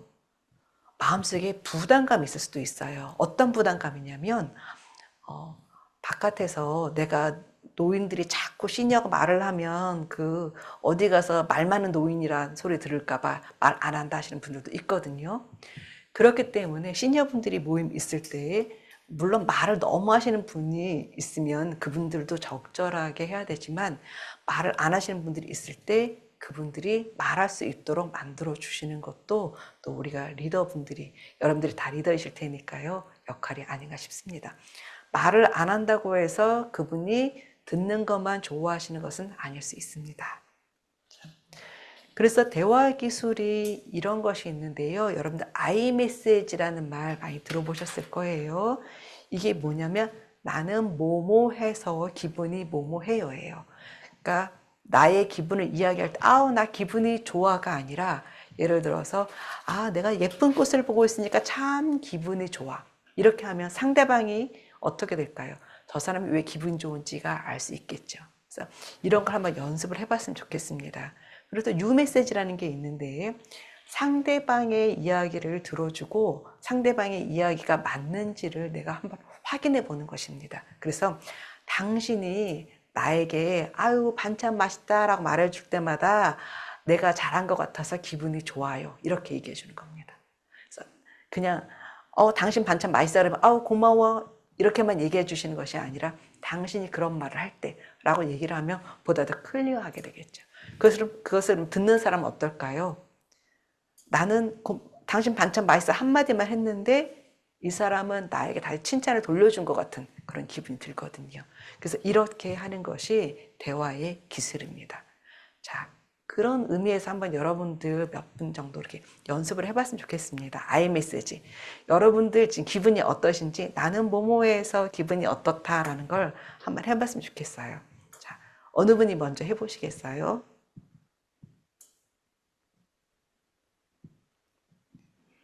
자, 갑자기 다 또 조용해지셔서 부담스럽습니다. 혹시 얘기해 주실 분 계신가요? 네. 저한테 지금 레실리 조님께서 제일 먼저 보이시거든요. 혹시 얘기해 줄 수 있으세요? 글쎄요, 나는, 내가 나하고 함께 해줘서 너무 감사해.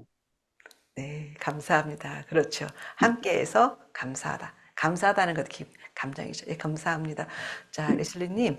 자, 다음 분 어떤 분의 얘기를 듣고 싶으신가요? 네. 한 명 토스해 주시겠어요? 네.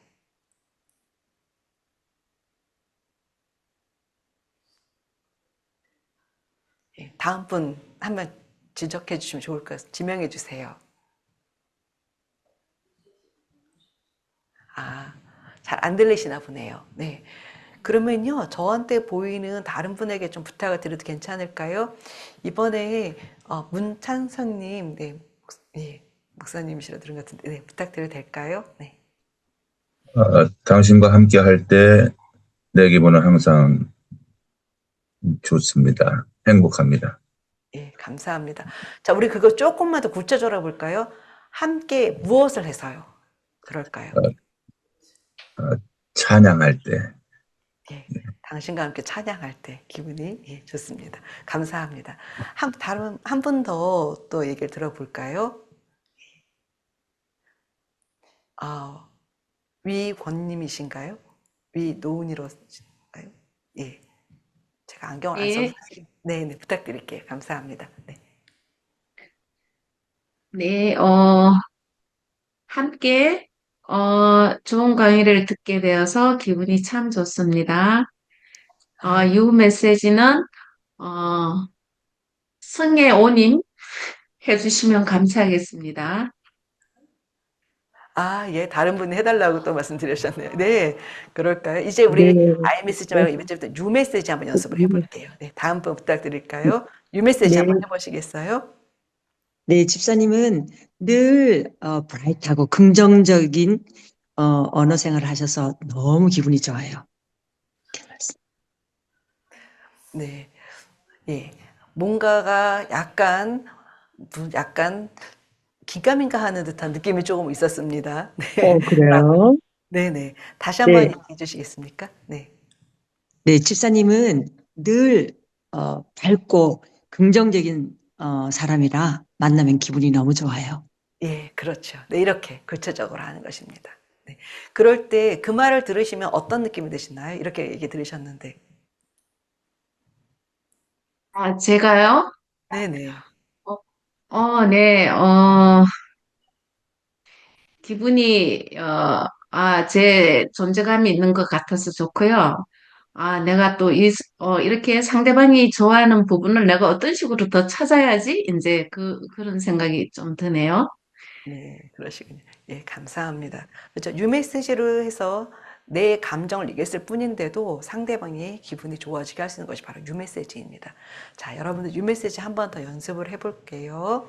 오늘 또 뉴메시지 이번에 여기 앉아 계신 분들 중에서 한 분 중에서 해보시겠습니까? 네네. 아니요. 아이메시지가 뭘 줬을 때 유메시지를 주는 것이 아니라요. 유메시지는요, 내가 먼저 상대방을 만났을 때도 얘기할 수 있는 것입니다. 네, 그렇습니다. 유메시지를 한번 해보시겠어요? 어느 분이? 네. 권사님이 오늘 아침에 일찍 나와줘서 내 기분이 좋은데요.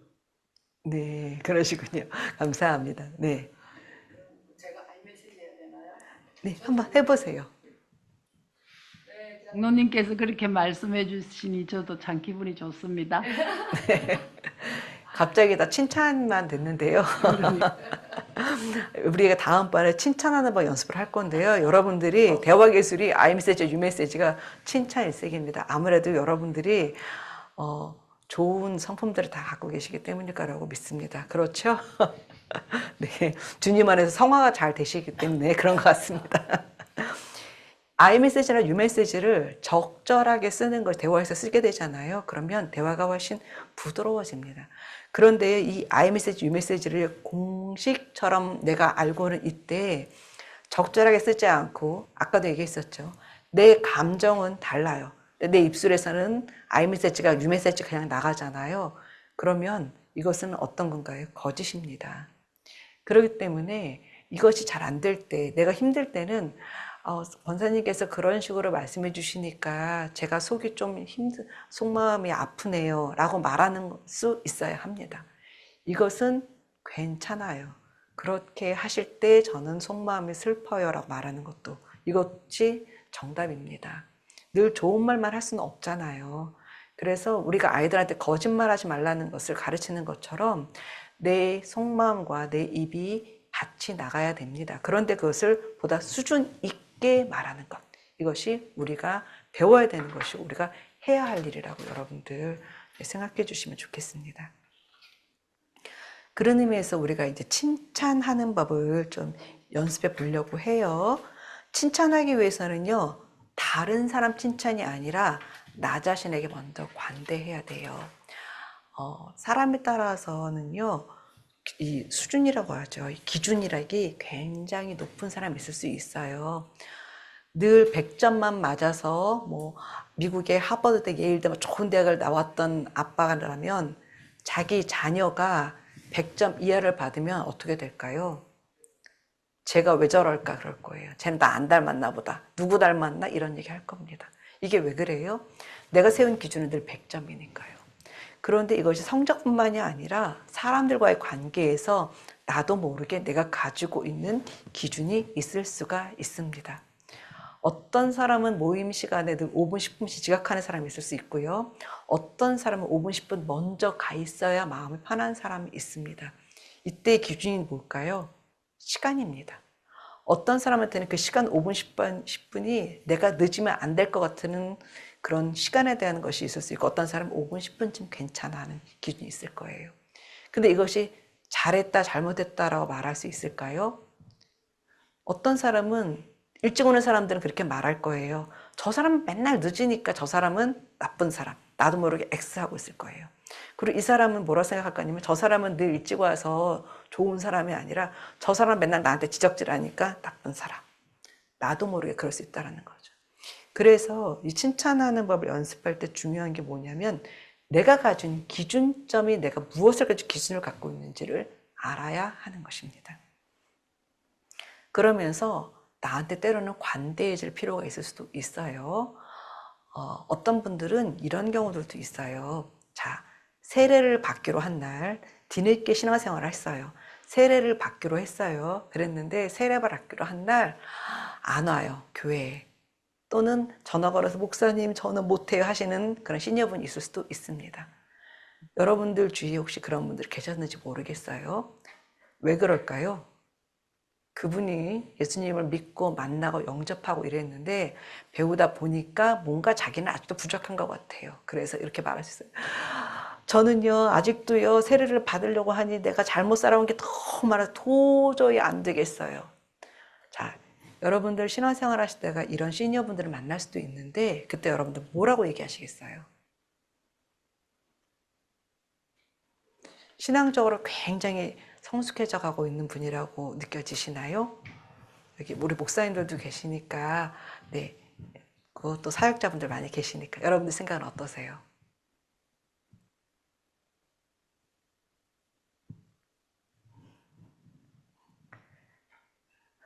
갑자기 너무 조용해지시면 제가 또 너무 부담스러운데요. 혹시 얘기해 주실 분 계신가요? 그런 경우에는 좀 더 시간을 두시고,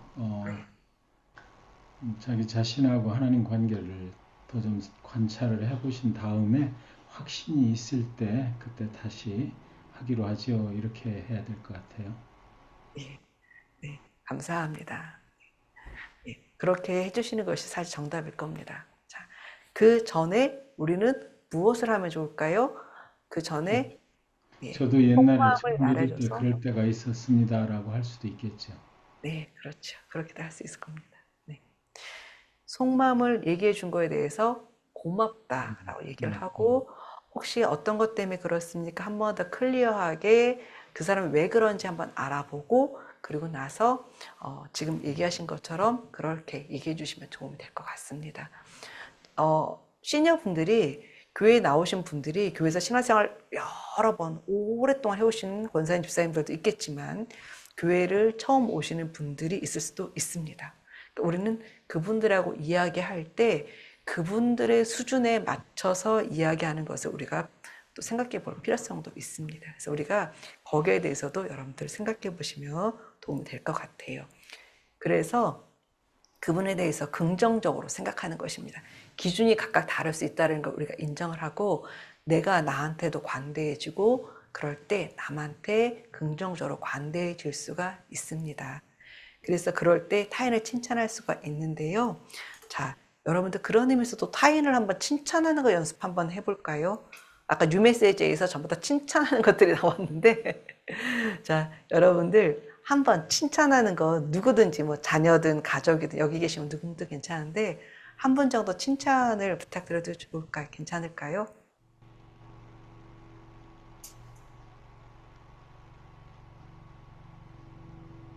네, 칭찬해 보시겠어요? 아유, 아무도 칭찬 안 해주셔서 전에 그 부담스러워. 모임에 나갔다가 네, 이렇게 좀 그 토론이 좀 진지하게 진행될 때 네, 돌아오면서 생각을 하니까 제가 했던 말이 그렇게 타당성이 있는 말이 아니었다라는 걸 깨달았는데 그때 그 모임에서 옆에 있던 제 아내가 제가 말을 할 때 그 말에 동조를 해준 적이 있거든요. 네. 그래서 돌아오는 길에 돌아와서 그렇게 얘기한 적이 있어요. 내가 생각해 보니까 그때 내 말이 별로 타당한 말이 아니었는데도 당신이 또 옆에서 이렇게 같이 동조를 해줘서 굉장히 내 기분이 좋았어. 이렇게 말했던 기억이 있어요. 아우, 감사합니다. 네. 누구든지 내 편이 있다는 건 정말 좋을 것 같아요. 그렇죠? 옳고 그른 것도 중요하지만 때로는 사람과 사람 사이 관계에서는 옳고 그른 것보다 더 관계성이 더 중요할 때도 있으니까요. 아우, 정말 감사합니다. 네. 자, 이렇게 타인을 칭찬할 수가 있는데요. 자, 그래서 칭찬 연습을 하는데 여러분들 내 자신에 대한 자랑거리 10개 이상 말할 수 있을까요? 지금 바로 10개? 없으시다고 앞에 우리 선생님 그러신데 어떠세요? 내 자신 자랑거리 10개 이상 바로 말하실 수 있으신가요? 아무도 없으신가요? 시킬까봐 그러시나요? 이번에 안 시킬 테니까 여러분들 그냥 대답만 해보세요. 나 자신의 자랑거리 10개 이상 바로 말하실 수 있으신가요?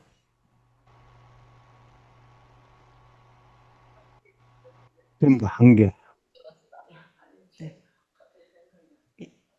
한두 개도 힘든데 어떻게 얘기하냐고 앞에서 지금 얘기하셨는데 지금 온라인으로 계신 분들도 다 똑같이 그렇게 생각하시나요? 네. 자, 이게 뭐냐면요. 크리스찬들이 타 종교인보다 기준이 상당히 높습니다. 우리는 아시겠지만 십계명이라고 하는 계명이 있는데 십계명이라고 하는 계명 말고도 그 외에도 우리 스스로가 가지고 있는 옥죄고 있는 것들이 은근히 많을 수도 있습니다. 이것이 타 종교인들이 우리 기독교인을 바라보는 시선입니다. 여러분들 아마 타 종교인들하고도 아마 얘기하실 경우도 있을 거고 아마 교회를 다니지 않은 분들 얘기할 경우도 있을 텐데요. 그분들이 공통적으로 얘기하는 게 그렇죠. 크리스찬인들은 자기들끼리만 한다라는 것들. 이것이 시사하는 바가 많이 있습니다. 시니어분들 특히 이제 시니어 아파트에서 생활하시거나 그럴 때 타 종교인 분들도 많이 계시고 그럴 텐데요. 똘똘 뭉쳐서 지내십니다. 그게 나쁘다라는 것이 아니라 그러면 우리가 언제 시니어로서 다른 사람들을 섬기거나 다른 사람들을 돕거나 시니어 분들을 다른 분들을 전도할 수 있겠습니까? 그래서 중요한 게 뭐냐면 내가 나 자신을 자랑거리 10개에서 만들어 보세요. 그 정도로 내가 여유 있을 때 내가 다른 사람도 좋은 점을 보일 거고 그걸 얘기할 수 있을 것입니다. 이게 굉장히 중요해요. 저는요, 나 자신에 대한 자랑거리 10개 이상 말하라고 그러면 10개가 뭐예요? 20개, 30개 계속 말할 수도 있을 것 같아요. 왜? 예전에 못했습니다. 예전에 못했는데 훈련을 통해서 그렇게 된 거예요. 왜 그러냐면요. 여러분들 아시잖아요. 여러분들은 누가 만들었어요? 하나님이 만들었어요. 누가 나를 사랑한대요? 하나님 나를 사랑한대요. 나는 누구의 자녀예요? 하나님의 자녀예요. 아니, 그런데 자랑거리가 없나요? 그쵸. 이렇게 쉽게 생각하는 겁니다. 하나님이 나를 이렇게 만들었어. 야, 내 코도 예뻐. 내 눈도 이 정도면 괜찮아. 내 얼굴도 이만하면 괜찮아. 이렇게 쉽게 생각하는 겁니다. 그럴 때 내가 다른 사람에 대해서도 그렇게 생각할 거예요. 그러면 다른 시니어 아파트에 뭔가 혼자서 따로 계시는 분들이 있을 때 그분을 찾아가서 그분에게 칭찬하는 말을 먼저 하면서 친해질 수가 있을 겁니다. 칭찬하는 말을 싫어하는 분들은 별로 없겠죠.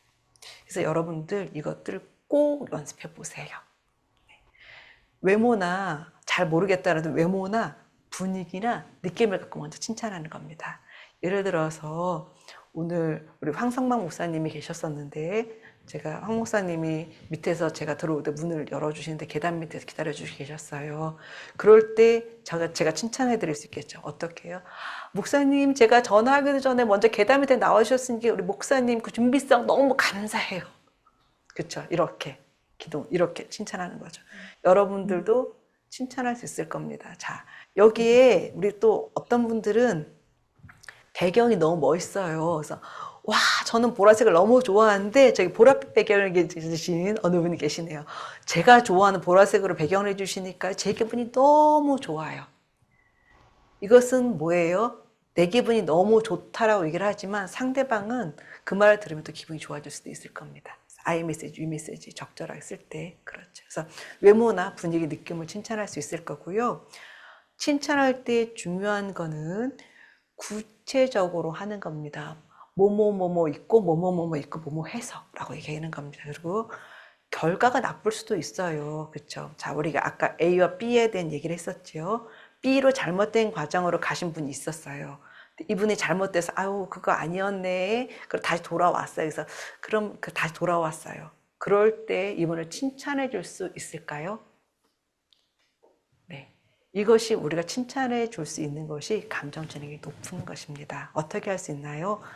아유 그래도 B라고 생각하셔서 가셨는데 잘못돼서 돌아오셔서 다시 A 길로 같이 가주신다고 하니까 참 고맙습니다.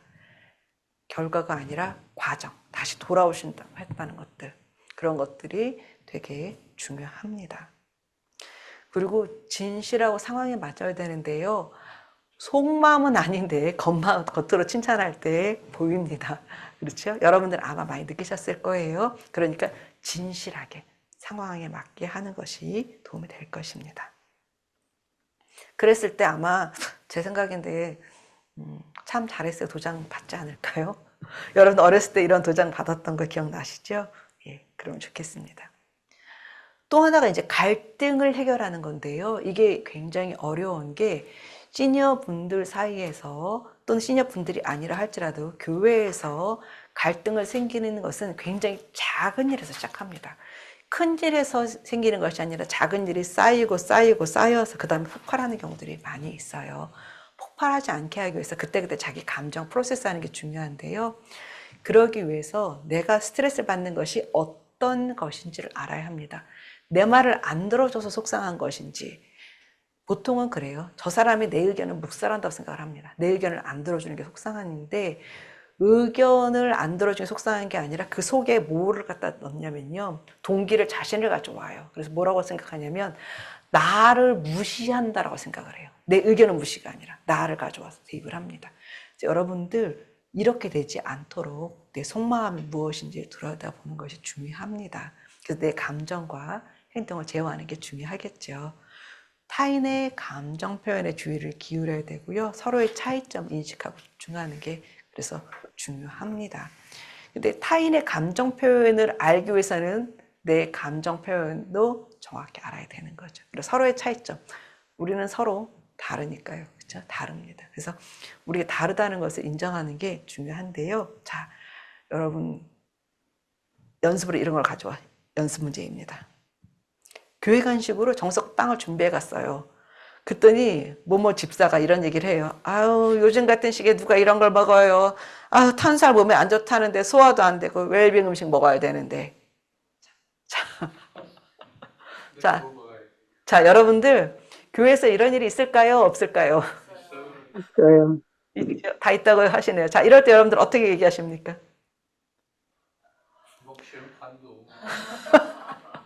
먹기 싫으면 관둬라 얘기하신다고 하네요. 어떻게 하시겠어요? 가끔 먹는 거는 괜찮아요. 계속 먹는 거가 문제죠. 그죠? 가끔 먹는 건 괜찮아요. 네. 자, 우리가 감정증에 대해서 공부를 했습니다. 자, 우리가 수준 높게 이제 얘기를 한번 해볼까요? 어떻게 할까요? 1차적으로 공감해 줘야 한다고 했으니까 네. 맛있는 거 사와서 너무 좋아요. 그런데 웰빙 음식이면 더 좋겠네요. 네네. 예, 그렇게도 말씀해 주실 수 있을 것 같아요. 예, 그렇죠. 이거 비싼 거 사왔는데 고마워. 비싼 거 사왔다고 고맙다고. 네. 자, 또 여러분들 어떻게 얘기하시겠어요? 교회에서 많이 있는 일들 중에 하나일 것 같아요. 네. 정답은 없습니다. 어떻게 할까요? 다음에 웰빙 음식 준비해 드리겠습니다. 이런 말 들으면 네, 다음에 웰빙 음식. 네, 네. 다음에 웰빙 음식. 네. 이렇게 좋은 피드백을 하지 않고 예. 그냥 이제 안 해 이런 식으로 네네. 감정을 또 살 수도 있잖아요.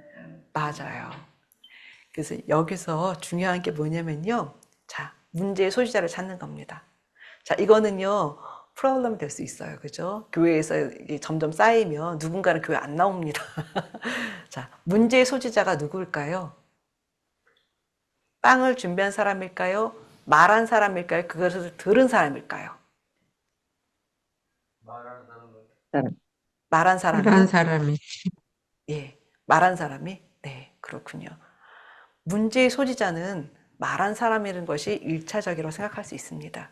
그런데 이 말을 듣고서 아무렇지도 않으면 그것이 문제가 될까요?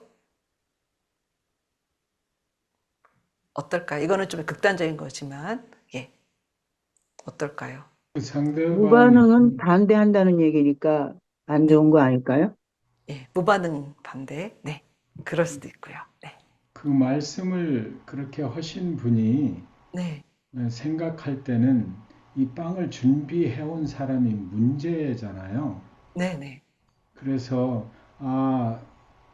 그걸 좀 인식을 하고 얘기를 할 수 있으면 좋지 않을까 싶어요. 그랬군요. 제가 조금 생각이 짧았네요. 라고 이렇게 시작을 하면 네. 이제 갈등이 해소될 수 있지 않을까요? 네. 네. 그럴 수도 있겠죠. 네. 네. 그렇죠. 예. 여기서 이것입니다. 문제의 소지자는요, 말한 사람도 아니고, 이것을 준비해온 사람도 아니고, 내가 이 말을 듣고 기분이 나빠진 내 문제입니다.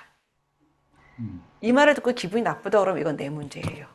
근데 이 말을 듣고서 그럴 수도 있다 하면 이것은 문제일까요? 문제가 아니에요. 우리는 너무나도 쉽게 이런 얘기를 들으면 저거는 문제다라고 상대방을 블레임을 합니다. 근데 그 사람은 그냥 그 사람을 빵을 준비해 온 사람을 블레임한 게 아니라 빵 자체에 대한 뭐 건강 음식 먹자라는 뜻으로 말할 수 있었을 거예요. 근데 이분의 말하는 것이 거의 예쁜 말은 아니었죠. 이분은 감정증을 배워본 적이 없으니까. 그러니까 감정증을 배운 여러분들은 어떻게 하면 좋을까요? 내가 이 말을 듣고 기분이 나쁘다 그러면 이건 내 문제니까 내가 여기에 대해서 말을 하는 겁니다. 그렇죠? 그리고 내가 듣기에 빵 준비해 오신 분이 좀 저 말을 들으면 안 좋을 것 같아. 그러니까 내가 어떻게 해줘야 될 것 같아? 뭔가 도와줘야 될 것 같다. 그러면 이것은 내 문제인 거죠. 내가 가져왔으니까. 그러니까 여러분들 문제 소지자를 먼저 파악을 하고 그러고서 이것을 내가 해결을 해주고 싶다. 예를 들어서 그 사람이 뭔가 듣고 나서 안 좋을 것 같아서 해결해주고 싶다 또는 도와주고 싶다 그럴 때 얘기를 잘 해야 된다는 거죠. 어떻게 해요? 동기를 찾는 거죠. 동기는 뭐예요? 네, 그 사람을 잘 도와주고 싶다. 네, 있겠죠. 예. 자, 그럼 이렇게 얘기할 수 있겠죠. 웰빙 음식 먹어야 되는데, 아니면 내가 빵을 내가 준비해온 사람이라고 쳐봅시다. 그럴 때는 나 이렇게 말할 수 있겠죠. 웰빙 음식을 드시고 싶으셨군요. 끝이에요. 이 사람이 말한 게 뭐예요? 문제가 웰빙 음식 먹어야 되는데. 그러니까 이 사람이 말하고 싶었던 건 빵보다는 이 사람이 말하고 싶었던 동기 웰빙 음식에 포커스를 해서 말하는 겁니다. 아우, 웰빙 음식 드시고 싶으셨군요. 이렇게 얘기하면 됩니다. 그리고 플러스 거기에다가 감정지능 있게 좀 더 수준 있게 말한다고 한다면, 아우, 그러면 다음에 웰빙 음식 어떤 거 해오면 좋을까요? 물어봐 주면 됩니다. 그리고 그러면서 아유, 그러면 다음에 한번 웰빙 음식 준비해 주시면 저도 그것을 보고서 그렇게 준비하도록 하겠습니다. 라고 얘기해 주면 됩니다. 네, 이게 수준이 조금 높은 그렇게 대화가 되는 거겠죠. 여러분은 어떻게 하시겠어요? 대화에서 중요한 건 상대방의 나와의 대화에서 감정 1차적인 것을 내가 인정하는 것이고 그 감정을 있는 그대로 표출하는 것이 아니라 동기화를 찾아서 문제의 소재를 찾아서 그것을 조금 더 수준 있게 이야기하는 것입니다. 시니어 분들의 혹시 지금 한 것 중에서 여러분들 지금까지 한 것 중에서 궁금하시거나 지금 한 것이 조금 안 되겠다, 이해가 안 되거나 좀 하고 싶은 얘기 있으신가요? 예. 없으시면 넘어갈까요? 네, 넘어가겠습니다. 시니어의 스트레스 원인에 대해서 좀 이야기를 해볼게요. 시니어분들이 스트레스를 많이 받는 것이 외로움과 고립감이 가장 많습니다.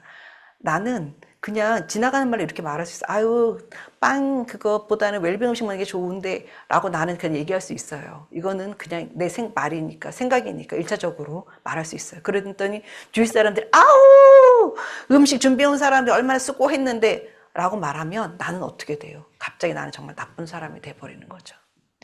그래서 외로움과 고립감을 느낄 수도 있습니다. 말 한마디에 천년빚을 갖는다라는 얘기가 있는데 이러한 것들이 교회에서 쌓이면 그분들은 우리가 흔히 말하는 시험에 들죠. 그리고 초신자일 경우에 교회 온 지 얼마 되지 않은 경우에는 더 그럴 수도 있습니다. 그래서 우리가 교회에서 신앙생활을 오래 하신 분들과 신앙생활을 오래 하지 않은 분들, 타 교회에서 오신 분들이 섞여 있기 때문에 우리가 그런 것들을 생각해 봐야 합니다. 시니어분들의 스트레스 원인 중에 이제 두 번째가 이제 건강에 대한 것들, 누구나 다 얘기하시는 거죠. 그다음에 경제적인 것들, 의료비 지출 걱정하시는 분들도 많고요. 그다음에 영어.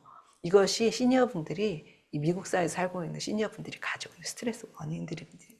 그래서 여러분들 이것들을 생각해 보시면 그분들이 필요한 것을 찾아서 우리가 말하는 데 도움이 될 것 같습니다. 이 말에 동의가 되시나요? 외로움은 내가 만들어낸 결과물이라는 거예요. 시니어분들이 또는 시니어분들이 아니라 젊은 사람들이 할지라도 외로워하시는 분들이 있습니다. 근데 그분들이 말을 본인이 잘하는지 듣기를 잘하는지 이것부터가 모르는 경우들도 많이 있고요. 때에 맞는 말을 못할 때도 많이 있습니다. 그래서 이런 말씀을 갖고 왔는데요. 누구나 다 아시는 말씀이겠지만 한번 읽었으면 좋겠어요. 혹시 어느 분이 먼저 읽어주시겠습니까? 네. 즐거워하는 자들과 함께 즐거워하고 우는 자들과 함께 울라.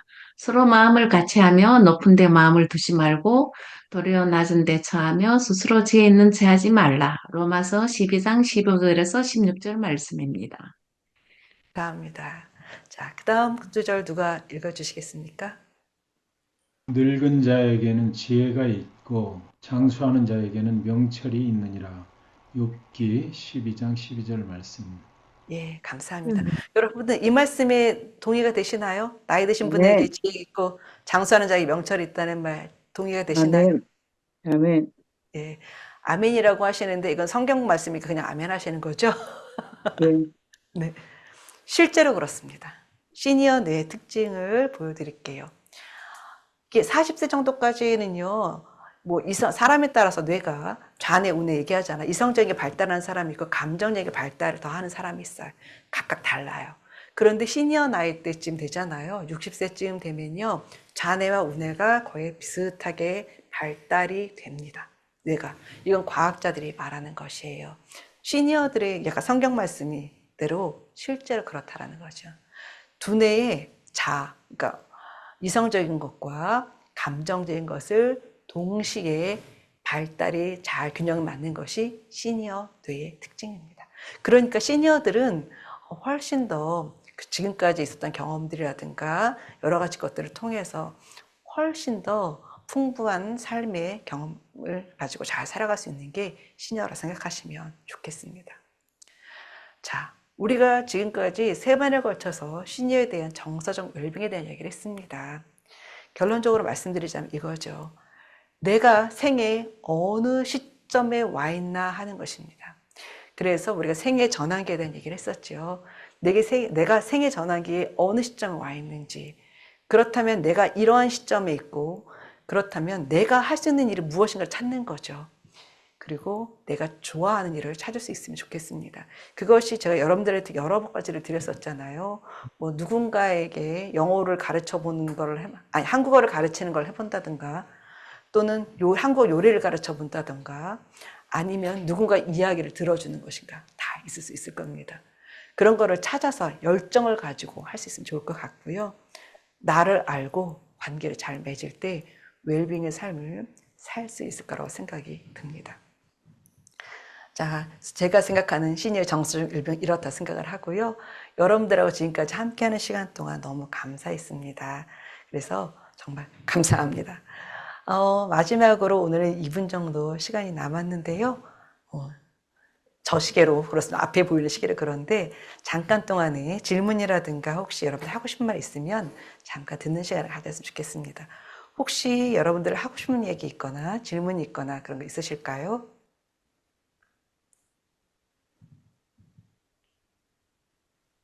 네. 네. 말씀해 주세요.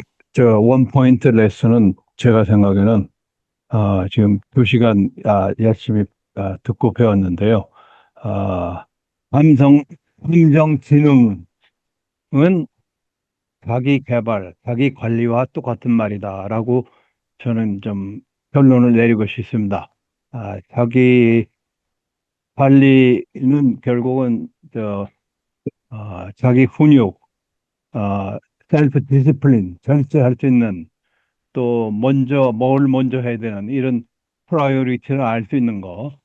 그래서 저희들이 그 리더로서 앞으로 그 다른 시니어들의 사역을 하려면 우선 우리 리더 자체가 자기 관리가 잘 돼 있어야 되겠다 하는 게 오늘 제가 들은 하나의 원포인트 테이크어웨이로 생각합니다. 예, 나눠주셔서 감사합니다. 네. 또 다른 분들 혹시 하고 싶은 얘기거나 있으시거나 궁금하신 거 있으신가요? 이러한 EQ 사용법은 우리가 단시간에 되는 것들이 아니라 우리의 오랜 시간도 필요하고 또 신앙 안에서 이렇게 성화되는 과정 속에서 정말 우리가 너무 애를 써야 되는 부분들인 것 같아요. 그냥 그래서 이런 거는 정말 나의 영적으로 내가 좀 더 영성이 개발을 시키면서 늘 주님 앞에 기도하면서 해야지 이렇게 이 참을성이 그렇게까지 막 빨리빨리 안 될 것 같습니다. 근데 아까 공감 능력에서 저는 그렇게 그냥 이 아이 마음을 먼저 이렇게 취업업 해주려고 그런 것을 많이 하거든요. 왜 그렇게 생각하니? 뭐 이렇게까지 막 이렇게 못했거든요. 근데 그것을 잘 배웠습니다. 그것을 좀 앞으로 더 이렇게 참을성을 가지고 좀 사용해 보겠습니다. 정말 감사합니다, 강사님. 예, 좋은 말씀 해주셔서 너무 감사합니다. 힘이 되는 것 같네요. 네. 네, 더 질문들 없으신가요? 네, 여러분들 그동안 참여해주셔서 너무 감사하고요. 앞으로 이어질 강의를 통해서도 여러분들이 생각하시는 그 길을 잘 찾아 나가시기를 바라겠습니다. 지금까지 정말 감사했습니다. 고맙습니다. 감사합니다. 감사합니다. 감사합니다.